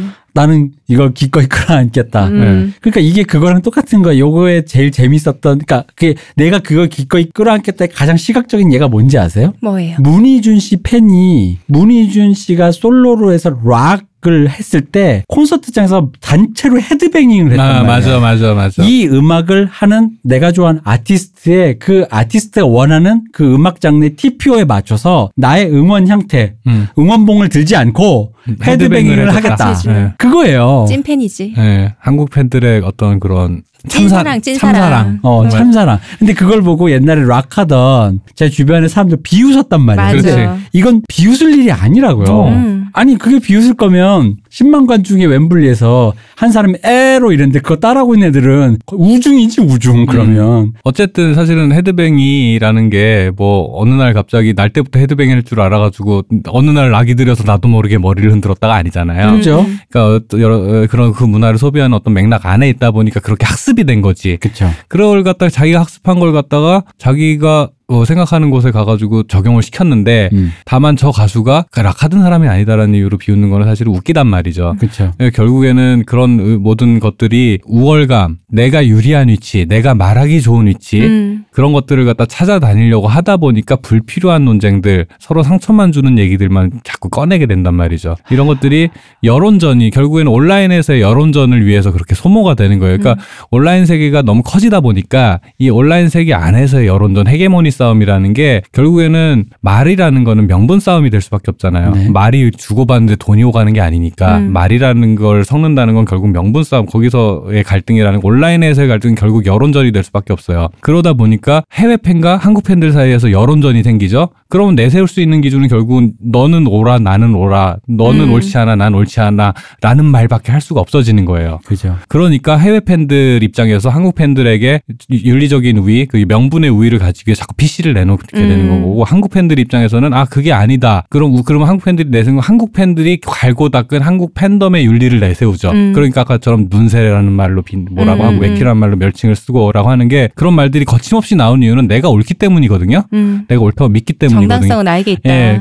그런데 한국 팬들이 확보한 정당성이라고 하는 건 내가 하는 행동 양식이 우리가 사랑하는 가수에게 도움이 되기 때문에 우리가 오라인 거고 해외 팬들은 거기에선 약하다 보니까 아니야 한 사람의 인간 시민으로서 정치적인 올바름을 따져봤을 때 우리가 오라라는 양상에서 그 갈등이 생기는 거예요. 그러니까 이게 어디서 또 재밌게 되냐면은 한국 팬들이 기획사를 비난하는 방식하고 비슷해. 한국 팬들이 기획사를 비난할 때 우리 오빠들 볼모로 잡아가지고 팬들 우리 아이돌들 마찬가지로 해외 팬들이 볼 때 한국 팬이 그러고 있는 건가. 그런 식으로 서로 각자 윤리적인 우위를 서로 자기가 확보했다 믿으면서 섀도우 복싱을 해대요. 근데 여기에다 대고 요걸 보고 되게 옛날에 배운 그 기준 그대로 자꾸 걷다 대고서는 윤리적인 비난을 외부에서 하고 있으면 이건 본질을 전혀 짚지 못한 얘기다. 아무 의미 없는 얘기가 돼버린다라는 거죠. 자, 근데 마지막으로 이럼에도 불구하고 시장은 어쨌든 간에 활발하게 해서 그 모든 걸 소모한 다음에 내면화시키고 어쨌든 간에 뭐 그게 옳지 않다면 그걸 옳은 방식으로 가려는 경향이 있는데 돈이 된다면? 근데 우리는 동북아 이론이잖아요. 그렇죠. 네. 그 동북아라는 거에서 가장 큰 이제 이게 마지막 얘기가 될 것 같아요. 네, 맞아요. 네. 민족주의가 있어요. 그렇습니다. 근데 동북아의 민족주의는 사실 요즘은 이제 민족주의에 대한 비판도 많이 나오다 보니까 뭐 이제 이런데 사실 그런 거 있습니다. 민족주의가 어쨌든 간에 인류가 개발해낸 근대의 발명품이죠. 민족주의라는 것 자체가. 그렇죠. 근대의 발명품인데 민족주의가 어쨌든 간에 인류가 발명해낸 제일 큰 범위의 사람을 아우를 수 있는 공동체를 아우를 수 있는 정신적 기제인 건 맞아요. 그리고 그게 나름 꽤 잘 작동해서 국가라는 것도 잘 돌려왔고 현대 지금 21세기의 국가적 질서를 전 세계 질서를 만든 것도 맞는데 하나의 기체 안에서 그 그룹이 폐쇄적으로 작동할 수 있게 만드는 것 중에 그렇죠. 정말 큰 그렇죠. 거잖아요. 그래서 어쨌든 그 이전엔 종교밖에 없었어요. 그죠.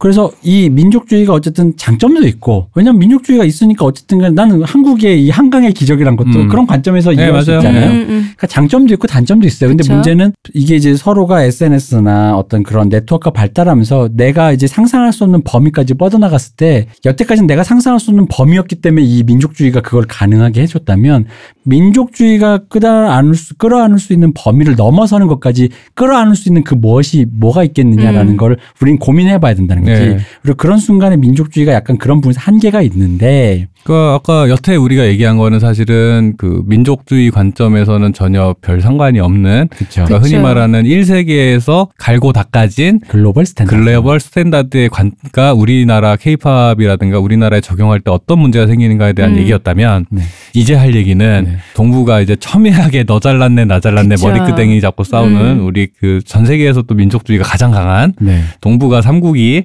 케이팝으로 얽혔을 때 우리는 도대체 어떻게 행동해야 되는가? 누가 손잡을 것이냐? 네, 지뢰가 아니면 어떻게 될 것이냐? 너무 많아요. 지뢰가. 지뢰투성이죠. 온갖 지뢰. 실제로 뭐 아까 트와이스랑 방탄 얘기 계속 하지만 쯔위 사태가 있었죠. 그쵸. 여러분 쯔위 사태가 있었고 원폭 티셔츠 사태가 있었고. 그렇게 과격한 거 아니었으면 우리 또 소프트하게는 뭐 이렇게 그러니까 부드럽고 작은 예로는 우리 그 프로듀스 48 48에서 그렇죠. 국가 기관 기술을 빼내가는 그렇죠. 일본 외구의 음모. 저는 그거를 진지하게 화내는 사람을 너무 많이 봐가지고 그러니까. 그게 웃기는 게 예를 들어서 이번에 트와이스가 일본 가가지고 돈 투어를 하잖아요. 네. 그러면은 그걸 비하하는 논리 중에 일본인 3명 있잖아 라는 말을 계속해요. 그러니까 그러니까 일본인 3명 때문에 돈투하게 됐다. 니들의 온전한 힘은 아니다. 그렇죠. 이건 케이팝의 성과가 아니다라던가 혹은 박진영 씨가 일본에서 현지그룹을 만들겠다라면 이걸 국부 유출로 진짜 가서 일본 놈들 좋은 일만 시켜준다라고 생각을 하는 건 거야. 아니, 진짜니까 그 외구가 와서 국가의 기관 그 핵심 기술을 빼나간다 이렇게 생각한다니까. 박지영 씨 친일파설. 진짜로 그렇게 해서 그걸 되게 진지하게 화를 내요. 근데 한편으로는 그런 것도 있어요. 우리나라 현재 양상에서 반일 감정이라고 하는 게 되게 누군가를 좁히기 위한 도구로 아까 전에 지난번에 제가 출연해서 또 한번 얘기를 했었죠. 그쵸? 도구로 내가 예를 들어 시옷이 마음에 안 들어. 근데 시옷이 수시로 돈 생길 때마다 일본 여행을 가. 그러면은 팩이 좋잖아. 그렇죠. 네, 그런 도구로도 많이 활용을 되고 문제는 그게 악순환이 되는 게 그런 얘기를 많이 하니까 거꾸로 이게 옳은 가치가 아니구나라고 하면서 그 민족주의를 내면화시키는 순환이 되는 건 거예요. 그렇죠. 근데 문제는 한국에서 아이돌 스타라고 하는 거는 무결점의 인간이란 말이에요. 맞아요. 무결점의 인간이 되게 해야 돼요. 요즘 방탄소년단을 비하하는 말은 아니에요. 되게 저도 방탄소년단이라는 팀 자체가 되게 보고 있으면 에너지가 넘쳐 되게 좋아하는데 모든 아이돌이 사실 방탄뿐 아니라 마찬가지인 게 팬이 묘사하는 걸 듣고 있으면 천사예요. 그치. 현신이지 현신. 진짜로 결점도 없고 너무 사랑스러우면서 때로는 남자답고 때로는 여성스럽고 때로는 언제나 옳은 말 PC하고 틀린 말도 안 하고 과거에도 항상 선행을 했었고 주변 사람들한테 잘하고 근데 세상에 그런 인간이 어디 있겠습니까? 그렇다고 모두가 승리 같진 않겠지. 근데 그러니까 이게 승리 사건이 자꾸 얘기 나올 수밖에 상징적이야. 정상의 아이돌이 벌인 국가적인 규모의 사태. 그러니까 승리하고 정준이 형 얘기를 자꾸 할 수밖에 없는 게 이건 케이팝의 악몽이에요.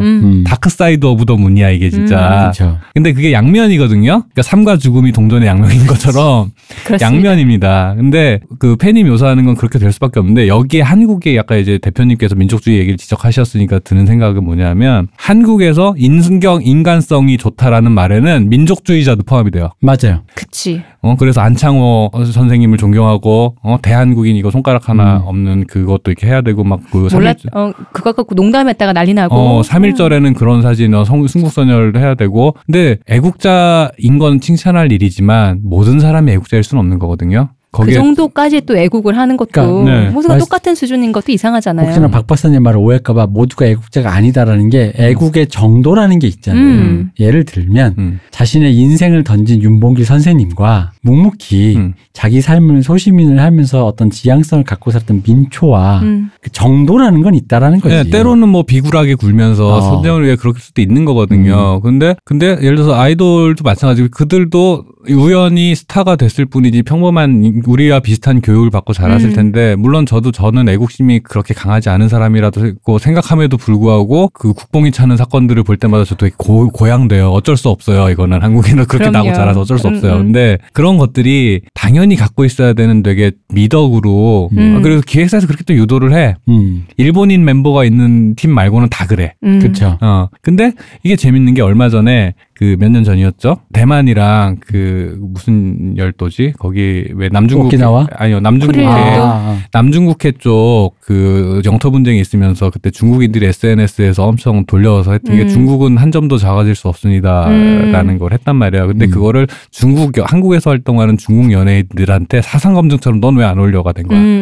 근데 그걸 어떻게 안 올릴 수 있겠어? 중국인들 입장에서. 그래서 페이라던가 미스 A의 페이라던가 그 빅토리아라던가 하여튼 그런 예능인부터 해가지고 다 그걸 올린 거예요. 근데 그분들은 국가적 압박이니까 어떻게 그걸 거부할 수 있겠어요. 근데 그분들이 진짜로 근데 한국 사람들이 볼 땐 게 되게 거부감이 확 드는 거야. 되게 내가 친근감을 느끼는 연예인이었는데 그래 버리니까 거리감이 확 느껴지는 거야. 쟤 결국 외국인이었네? 네. 그렇게 되고 한국인들 입장에서 갑자기 대한국인 이러면서 3.1절이라고 내가 일본인인데 대한국인 이러면서 그 갑자기 윤봉길 이사라든가 뭐 안창호 이사라든가 이런 분들의 거를 딱 올리면 일본인들 입장에서 뜨악하게 되는 건 거야. 그러니까 뜨악까지는 아니어도 갑자기 위화감이 느껴지는 건 거야. 거리감도 느껴지고. 거리감이 느껴지는 건 거야. 그러고 거기에다가 일본인 출신인데 한국에서 활동하는 친구가 있어. 네. 예를 들어서 트와이스 일본인 멤버 3명이 어느 날 V앱이라고 이제 저희가 많이 얘기했죠. 네. V앱에서 일본 팬들이 많은데 항상 V앱에서 한국말로만 얘기하니까 일본 팬들을 위해서 일본어로 대화할 수 있잖아요. 그렇죠. 근데 한 번은 한 20분 정도 와서 일본어로만 했어. 근데 거기에서 팬들이 난리가 한번 났어요. 왜? 이러면서. 그러니까 낯설다 이거야, 이 모습 자체가. 거부감 느껴진다라는 건 거야. 그러니까 이런 식의 것들이 결국에는 그 동북아 3국의 강렬한 민족주의 때문에 이걸 예를 들어 영국, 프랑스, 미국이라고 해봅시다. 이게 이렇게까지 될 일인가? 그치. 라고 생각해보면 나는 그렇진 않을 것 같거든요. 근데 서구 유럽의 9세기의 역사라는 거는 사실은 저기 한 뿌리나 마찬가지인 곳들이었기 때문에 좀 그런 것도 있는데. 그럼 우리도 한 뿌리지. 근데 한중일 도래인이라며. 일본 우리가 도래 때문에. 근데 그 민족주의가 되게 성공적으로 자리 잡은 그리고 2차 대전 이후에 근대화가 되면서 근대의 가장 큰 성공적인 발명품이 민족주의가 자리 잡은 특히 한국. 네. 그리고 중국은 공산당 이제 최근에 한 20-30년 사이에 공산당이 중국이 워낙 큰 나라고 그러다 보니까 그걸 결속시키기 위한 수단으로서 민족주의를 엄청 강조한단 말이죠. 일본도 그런 경향이 생겨버렸고 그러다 보니까 그런 갈등들이 케이팝은 사실은 시장 논리에 충실하려고 하다 보니까 다 끌고 왔는데 이런 갈등들은 계속 지뢰로 계속 뇌관으로 삼고서는 안고 있는 건 거예요. 그렇죠. 이거는 아까 그 컬러리즘이라든가 PC함, 정치적 올바름이라는 대한 얘기는 사실 선명한 선이 있어요. 네, 그렇죠. 이게 보편, 흔히 말하는 그냥 그 자유세계에서의 보편적인 윤리를 지키고 사는 시민, 리버럴 세계에서 시민이라고 하면 지키는 것들이죠. 받아들일 수 있는 것들이죠. 각자의 맥락 속에서 조금만 한다면 충분히 이해 가능한 건데, 각자의 맥락을 존중한다기엔 이것의 뿌리는 너무나도 깊고 네. 그러니까 민족주의 자체가 기본적으로 배타성을 기본으로 하고 있는데 있다 보니까 그 한국이나 일본, 중국에서 훌륭한 시민이라는 거는 민족주의 자여야 되는데 그렇지 못하단 말이야. 그래야 되다 보니까 그러면 각자의 나라에서의 민족주의를 갖고 있는 사람들은 서로 배타적일 수밖에 없는 거야. 태생적으로. 그러면은 방법은 하나 없는 척 그런 문제가 애초에 존재하지 않았던 척 외면하는 거 말고는 방법이 없어요. 근데 어느 순간 그게 수면 위로 올라오는 어떤 문제가 나에게 던져졌을 때 그 순간 여기야말로 진짜 이 표현을 쓰 위어드한 상황이 되는 거야. 왜냐면은 내가 이 사람을 좋아한다라는 거는 애초에 우리 누구 좋아해보면 알지 않습니까? 무엇 때문에 좋아한다는 건 이제 사후 보정이고 그럼. 그 사람에게 그냥 치이는 거잖아요. 네, 맞아. 그렇죠. 근데 그 치인다는 건 아무 조건과 전제 조건 없이 내가 그 사람에게 문득 그냥 좋은 거지. 그녀에게 닿았다는 거야. 내 그럼. 마음이. 근데 거기에 갑자기 어떠한 것들이 개입이 돼서 그 마음이 흐려지는 순간에 근데 그럼 내 마음이 흐려진 거까지 괜찮아. 근데 이렇게 생각해보세요. 그 사람, 내 마음이 닿았던 그 사람에게 그걸 검증하려고 한다면 그걸 검증하고 싶다면 그게 가장 저열한 상태로 나타나는 게 네. 사나한테 가서 독도는 누구 땅이냐고 물어봐. 이렇게 돼버리는 건 거야. 그죠. 예전에 제일 유명한 사건으로 그거 있잖아요. 그 독도 그 문제 한참 불거졌을 때 그때가 마침 일본에서 배용준 씨가 한참 네, 맞아요. 난리 났을 때였어요. 카라도 한번 그랬고. 공항을 출국하려는 배용준 씨에게 독도는 누구 땅입니까? 라는 기자가 이거야말로 기레기지. 그치. 이 기레기가 아무 생각 없이 질문을 한 거예요. 그러면 이게 진짜 사람 비열한 게 대답을 해도 안 해도 문제지. 대답을 만약에 예를 들어 그분이 정말 한국에 대한 그런 게 독도가 우리 땅이라고 생각합니다라고 얘기한다면 그건 뭐냐면 당신의 직업을 걸고 당신의 생업을 걸고 근데 그 생업 그건 뭐냐면 그 기자의 의도는 그거죠. 당신의 생업은 친일파의 생업이지. 그 일은 하면 안 되는 일이야. 그리고 그 일은 접고 친일파 일이니까 당연히 한국에서 허용할 수 없는 일인 거예요. 그 직업 그만두시고 빨리 독도라고 선언하세요라고 하는 거죠. 그럼 이제 과연 일본에서 나를 좋아하는 팬을 만나러 가는 20세기, 21세기의 어떤 연예인이 그게 친일파의 어떤 그런 민족 배반 행위로 규정되어질 수 있는 것인가? 근데 그 사람들이 거리감을 느낄까봐 그런 부분에서 애써 애둘러 대답한 것이 반민족 행위인가? 근데 그걸 공항에서 우리가 그런 상황을 맞닥뜨렸단 말이죠. 그러니까 이게 아까 다시 결국에는 한국의 시장 규모의 문제로 다시 또 환원이 되는 게 예를 들어서 미국 가수다. 미국 가수인데 이스라엘 문제에 대해서 그렇게 얘기를 했다. 네. 라고 하면 미국 내에서도 분명히 유태인이 많으니까 타격은 있지만 그게 어떤 그 연예인의 존재 자체를 흔드는 사건은 아니에요, 사실은. 그 예를 들어서 원더우먼 주인공이었던 여자분이 시오니스트였다고 하지만 근데 한국 시장 규모에 비해 해외 시장이 더 크다 보니까 그런 첨예한 갈등, 정치적 갈등이 딱 걸렸을 때 계산을 때리게 될 수밖에 없는 거야, 사람 자체가. 예를 들어서 미국 가수인데 심지어 일본 가수도 그래요. 해외 시장 그냥 그냥 나는 일본인이니까 그냥 일본 시장에 충실하면 되지. 저 시장 됐어. 근데 한국 연예인은 그럴 수가 없어요. 그쵸. 태생적으로 그럴 수가 없어요. 그럼 지금은 중국이나 일본의 문제만 걸려 있지만 예를 들어 파키스탄, 인도, 말레이시아, 인도에 어쩔 거야? 만약에 그런 문제들이 하나하나 생겼을 때. 우리 당장 베트남도 그렇고. 네. 예를 들어서 태국, 베트남 사이도 별로 안 좋은데 예를 들어서 그런 이런저런 갈등들이 분명히 있을 거란 말이에요. 그러면은 해외의 팬들을 현지의 반응을 의식을 안 하고 나의 신념에 의해서 발언을 할 수가 없어요. 그쵸.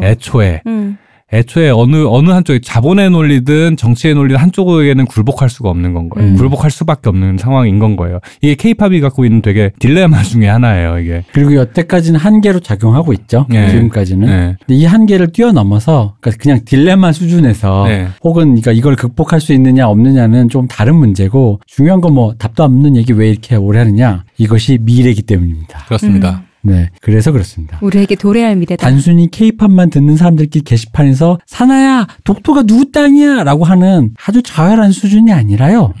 이제 아마 여러분이 군대를 입대했는데 옆에서 같이 총을 들고 있는 다문화 가정 출신의 전우에게 이 검둥이 새끼 하면서 아마 초소에서 총으로 죽일지도 모르는 그런 사건이 아마 10년, 20년에 한 번은 있을 것 같아요. 있을 거예요. 네. 그런데 또 심지어는 그게 예를 들어 상급자여서 나 뭐야 이 검둥이가 저 동남아 출신 이놈이 뭐 이거 혼혈이 튀기가 내 상관이어서 나를 괴롭혀? 그래서 옛날 그 무슨 수류탄 깐 그처럼 그냥 이렇게 그런 식의. 근데 그 감정이 이 사람이 나를 괴롭혔다를 넘어서서 인종에 대한 배타성? 아마 그런 일들이 안 생기겠냐는 거죠.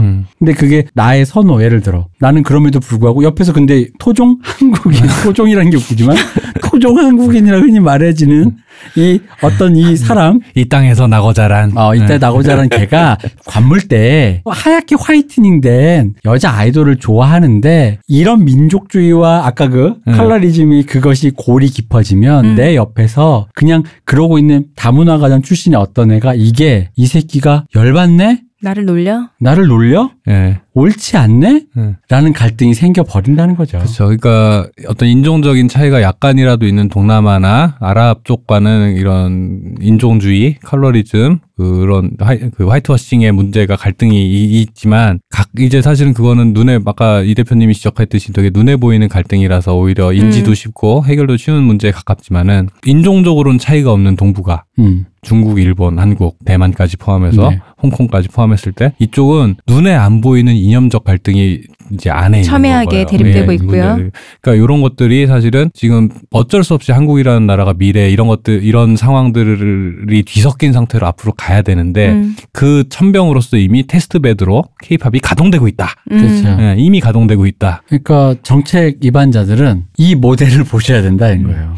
사람들이 어떻게 반응하고 있는가. 사대주의 쩔어서 꼰대짓 하지 말고. 그러니까 사실은 재밌는 그렇죠. 게 이제 뭐 기본적으로 우리가 할 얘기는 다 했으니까 좀 재밌게 생각을 해보면은 네. 민족주의라는 게 내가 자아를 의탁할 수 있는 가상의 대상을 하나를 만들어서 거기에 의탁을 하는 게 사실은 이념이 하는 일인데 맞아요. 이게 민족주의가 되게 강력하게 그 전에 뭐 계급으로 했을 때 막시즘이 있었고 네. 뭐 자유주의에서 이제 개인의 권리 뭐 이런 거 있었는데 민족주의가 되게 강력하게 작동을 했어요. 내 자아를 정체성을 투영할 수 있는 이런 것으로. 근데 그런 종류의 정치적 기동을 팬덤에서 아이돌 스타를 통해서 나의 정체성을 투영하는. 근데 재밌는 거는 해외에도 그런 약간 유희의 차원에서 그런 정체성을 투영해서 하는 게 있어요. 축구라던가 야구라든가 있어요. 근데 그건 배타성을 기본으로 해요. 근데 팬덤도 배타적이긴 해. 근데 팬덤 자체를 결속시키는 방식은 그 안에 있는 어떤 인종이니 뭐니 이런 걸 다 극복하는 모든 것들은 이 팀 자체를 그쵸. 좋아해야 된다. 사랑이죠. 사랑해야 된다라는 요 전제 하나로 모든 갈등이 봉합이 돼요. 그 안으로. 그렇죠. 이거는 되게 어떤 사회 체제를 볼 때 약간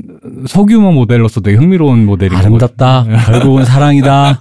예수님 말씀이 맞다. 네. 근데 이제 아까 말씀하신 대로 부작용이라기는 문제가 정말 있음에도 불구하고 내부의 고발자들을 입막음하려고 하는 성향들. 근데 그게 장기적으로 봤을 때 이 팀의 이득이 된다. 근데 이 팀의 이득이라는 게 팀의 이득이냐, 내가 사랑하는 멤버 개인의 긴 인생을 봤을 때 이득이냐 또 달라요. 그렇죠.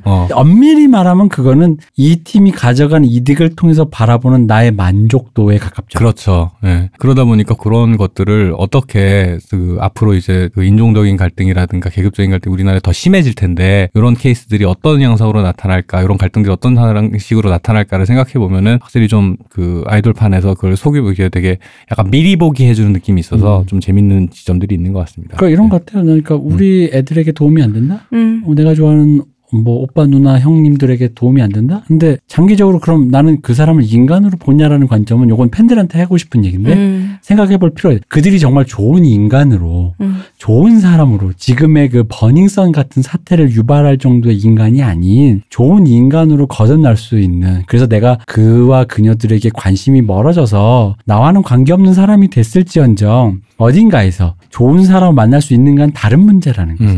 근데 그러니까 팬들 쪽으로만 얘기하자면 팬들의 그런 어떤 그런 입막음을 하려는 정치적인 기동들, 그런 것들은 그 아이돌을 키워서 아티스트를 키워서 조금 이상한 인간들, 왜 그 헬리콥터맘? 네. 뭐 치맛바람? 네, 이런 네. 걸 통해서 왜 애들이 기괴하게 성장한다고 그러잖아요. 요즘은 제설차 부모라고 하는데. 그 사실은 개인적으로는 네. 그런 팬질이 이제 몰입감 높고 그 뭐가 잘 됐을 때 결과물이 딱 나왔을 때 짜릿함은 확실히 있어요. 아, 그렇죠. 내가 있는데 만들었으니까. 문제는 본인을 좀 병들게 해요. 그 덕질하는 본인을 그런 과몰입 상태랑 그런 정신적인 에너지, 왜냐하면은 끊임없이 걱정이에요. 요번 앨범이 잘 돼서 걱정이 끝난 줄 알았는데 이제 다음 앨범 걱정해. 그쵸. 엄마가 하는 걱정이랑 똑같아. 그렇죠. 근데 그런 것들이 본인의 에너지를 되게 많이 갉아먹고 그런 종류의 집착이 가수한테도 좋은 영향을 끼친다라고 생각해보면 난 아닌 것 같아. 그 가수가 인간으로서 좋은 사람이 되어가는 과정인가 보면 난 아니라고 보고 그건 우리가 막장단에서 많이 봤잖아. 어떻게 내가 너를 어떻게 키웠는데 네가 나한테 이럴 수 있어. 그래서 팬들 자체도 되게 뜨악하는 팬들이 있는데 이제 까빠라는 표현이 있어요. 까빠. 빠인데 까는 거야. 근데 이분들의 특징을 보면 뭐냐면은 그 빚쟁이처럼 행동해요. 내가 너한테 이만큼 투자했는데 니들은 왜 내 마음에 안 들게 움직여? 라면서 되게 빚받을 거 있는 사람처럼 말을 해요. 근데 너 그거 보고 있으면 아니 이러실 거면 그냥 덕질하지 마세요 라는 생각이 드는데 근데 그분들은 또 되게 진짜 하드코어 팬이야. 계속 돈을 쓰고 그러니까 그런 말을 하는 거죠. 네, 그러면서 본전 생각을 계속 뭐 돈 꺼준 줄 알았어? 그런 식으로 하는데 그런 것들이 도대체 난 보고 있으면은 아 저게 도대체 무슨 의미가 있나 싶은 생각이 드는 거예요. 본인 인생 갉아먹으면서 남의 인생 걱정하면서 본인 인생 걸어놓는 건 둘째치고 그렇게 해서 얻는 만족감이라는 게 뭐냐라는 건 거지. 그러니까 그런 것들을 보고 있으면은 좀 이제 그런 아이돌 팬들의 그런 정치적인 기동들의 메커니즘이라는 게 사실은 그 까빠들하고 딱히 다르지 않거든요.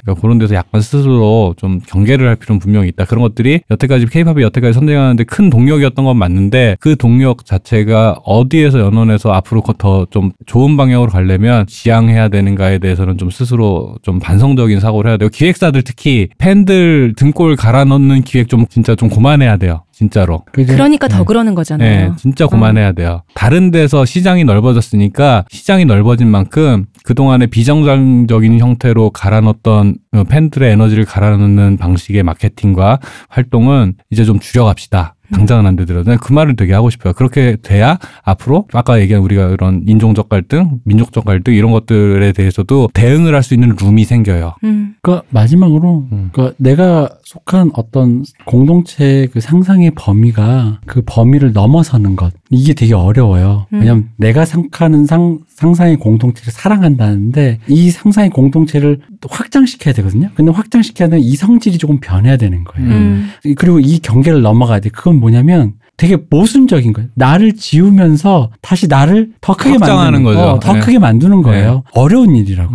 물 같아요. 제가 듣다 보니까 확장해서 성질이 변한다고 하니까 원래 액체인 물이 얼어버릴 때는 더 부피가 커지잖아요. 근데 그러면서 액체에서 고체로 가는 거잖아요. 그런 성질이 변해야지 그런 어떤 것이 생기는 거잖아. 뭔가 그렇죠. 다른 지점이 생기는 거잖아요. 그래서 어려운 문제인데 어쨌든 우리가 또 주구장창 떠들다 보니 세상을 걱정하고 아이돌 팬들을 걱정하고 뭐 애국 사실은 방송에 널람. 기본적으로는 답 없는 얘기예요. 이것도 사실은 답 없는 얘기. 애국 방송인데 애국 방송. 답 없는 얘기인데 다만 이런 문제가 있고 이런 측면으로 요리조리 입체적으로 볼 수 있다. 이렇게 그쵸. 생각하시면 될 것 같아요. 예. 그렇습니다. 그래서 이 얘기가 뭐 누군가에겐 조금 어떻게 닿는 얘기로 돼서 이렇게 좀 더 좋은 덕질, 좋은 행복한 덕질. 행복한 덕질 그리고 덕질을 떠나서 뭔가 이렇게 다른 삶을 살 때도 이런 관점으로 타인을 이해할 수 있는 사람이 됐으면 우리 하는 사회의 또 다른 많은 구성원에게 이런 이해심을 가지면 좋잖아요. 이런 식으로 급 교훈을 내는 네. 일본 드라마적인 엔딩을 제가 지금 급하게 하고 있습니다. 저 찝찝한 엔딩을 맡고 싶네요.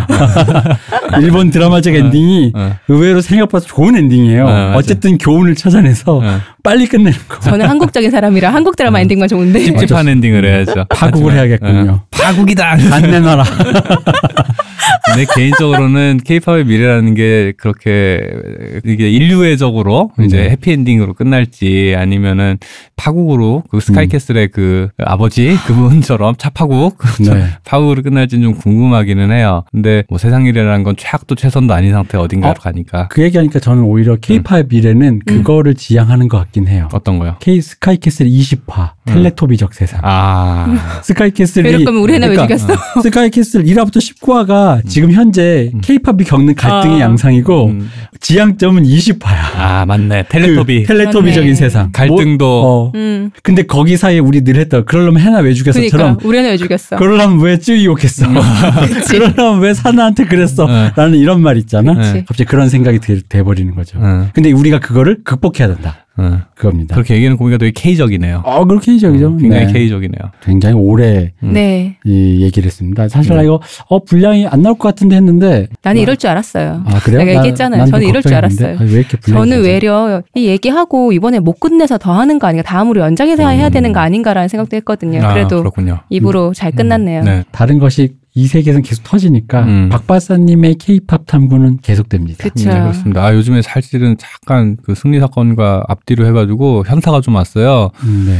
그럴 수밖에 없잖아요, 사실은. 근데 찾아보니까 저처럼 현타 오신 분이 많아요. 덕질하시던 분들 중에서. 그러니까 아까 얘기했듯이 그런 K-팝의 이면인 게 분명하거든요. 근데 네. 이제 그런 것들은 사실은 대부분 알면서도 모른 척하고 상상만 하던 것들이 눈앞에 실체가 펼쳐지면은 이제 왜 전에 얘기했던 영화 얘기하면서 한 것처럼 언캐니라 얘기했잖아요. 그러니까 그 소격 효과가 생기면서 거리가 두기가 돼요, 이렇게 갑자기. 근데 사실 덕질이란 건 몰입이 핵심인데 그쵸. 거리감이 생기니까 되게 좀 그랬어요, 사실은. 네. 모두에게 좀 고통스러운 시간인 것 같은데요. 특히나 빅뱅 팬들 여러분들에게 그 고통스러운 시간이겠지만 심심한 위로의 말씀을 드립니다. 그러니까 어떤 타 팬들처럼 잘됐다 이런 얘기가 아니라 정말로. 왜냐면 무언가를 애정하는 사람의 마음엔 크나큰 충격과 상심이 있었을 거니까. 빅뱅이 뭐 원투데이입니까 지금. 네. 그렇게 오랜 팬층이 두터운데. 네, 그래서 심심한 위로의 말씀을 드리면서 애국방송 애널람 오늘도 국가와 민족과 사회와 전 세계적인 관점에서 세상을 걱정하는. 그렇죠. 또 사랑 뭘까 이런 그러고 보니까 우리가 얘기를 되게 인류애적 관점에서 논의를 했군요. 그쵸. 우리가. 그렇죠. 그렇습니다. 방구석에서.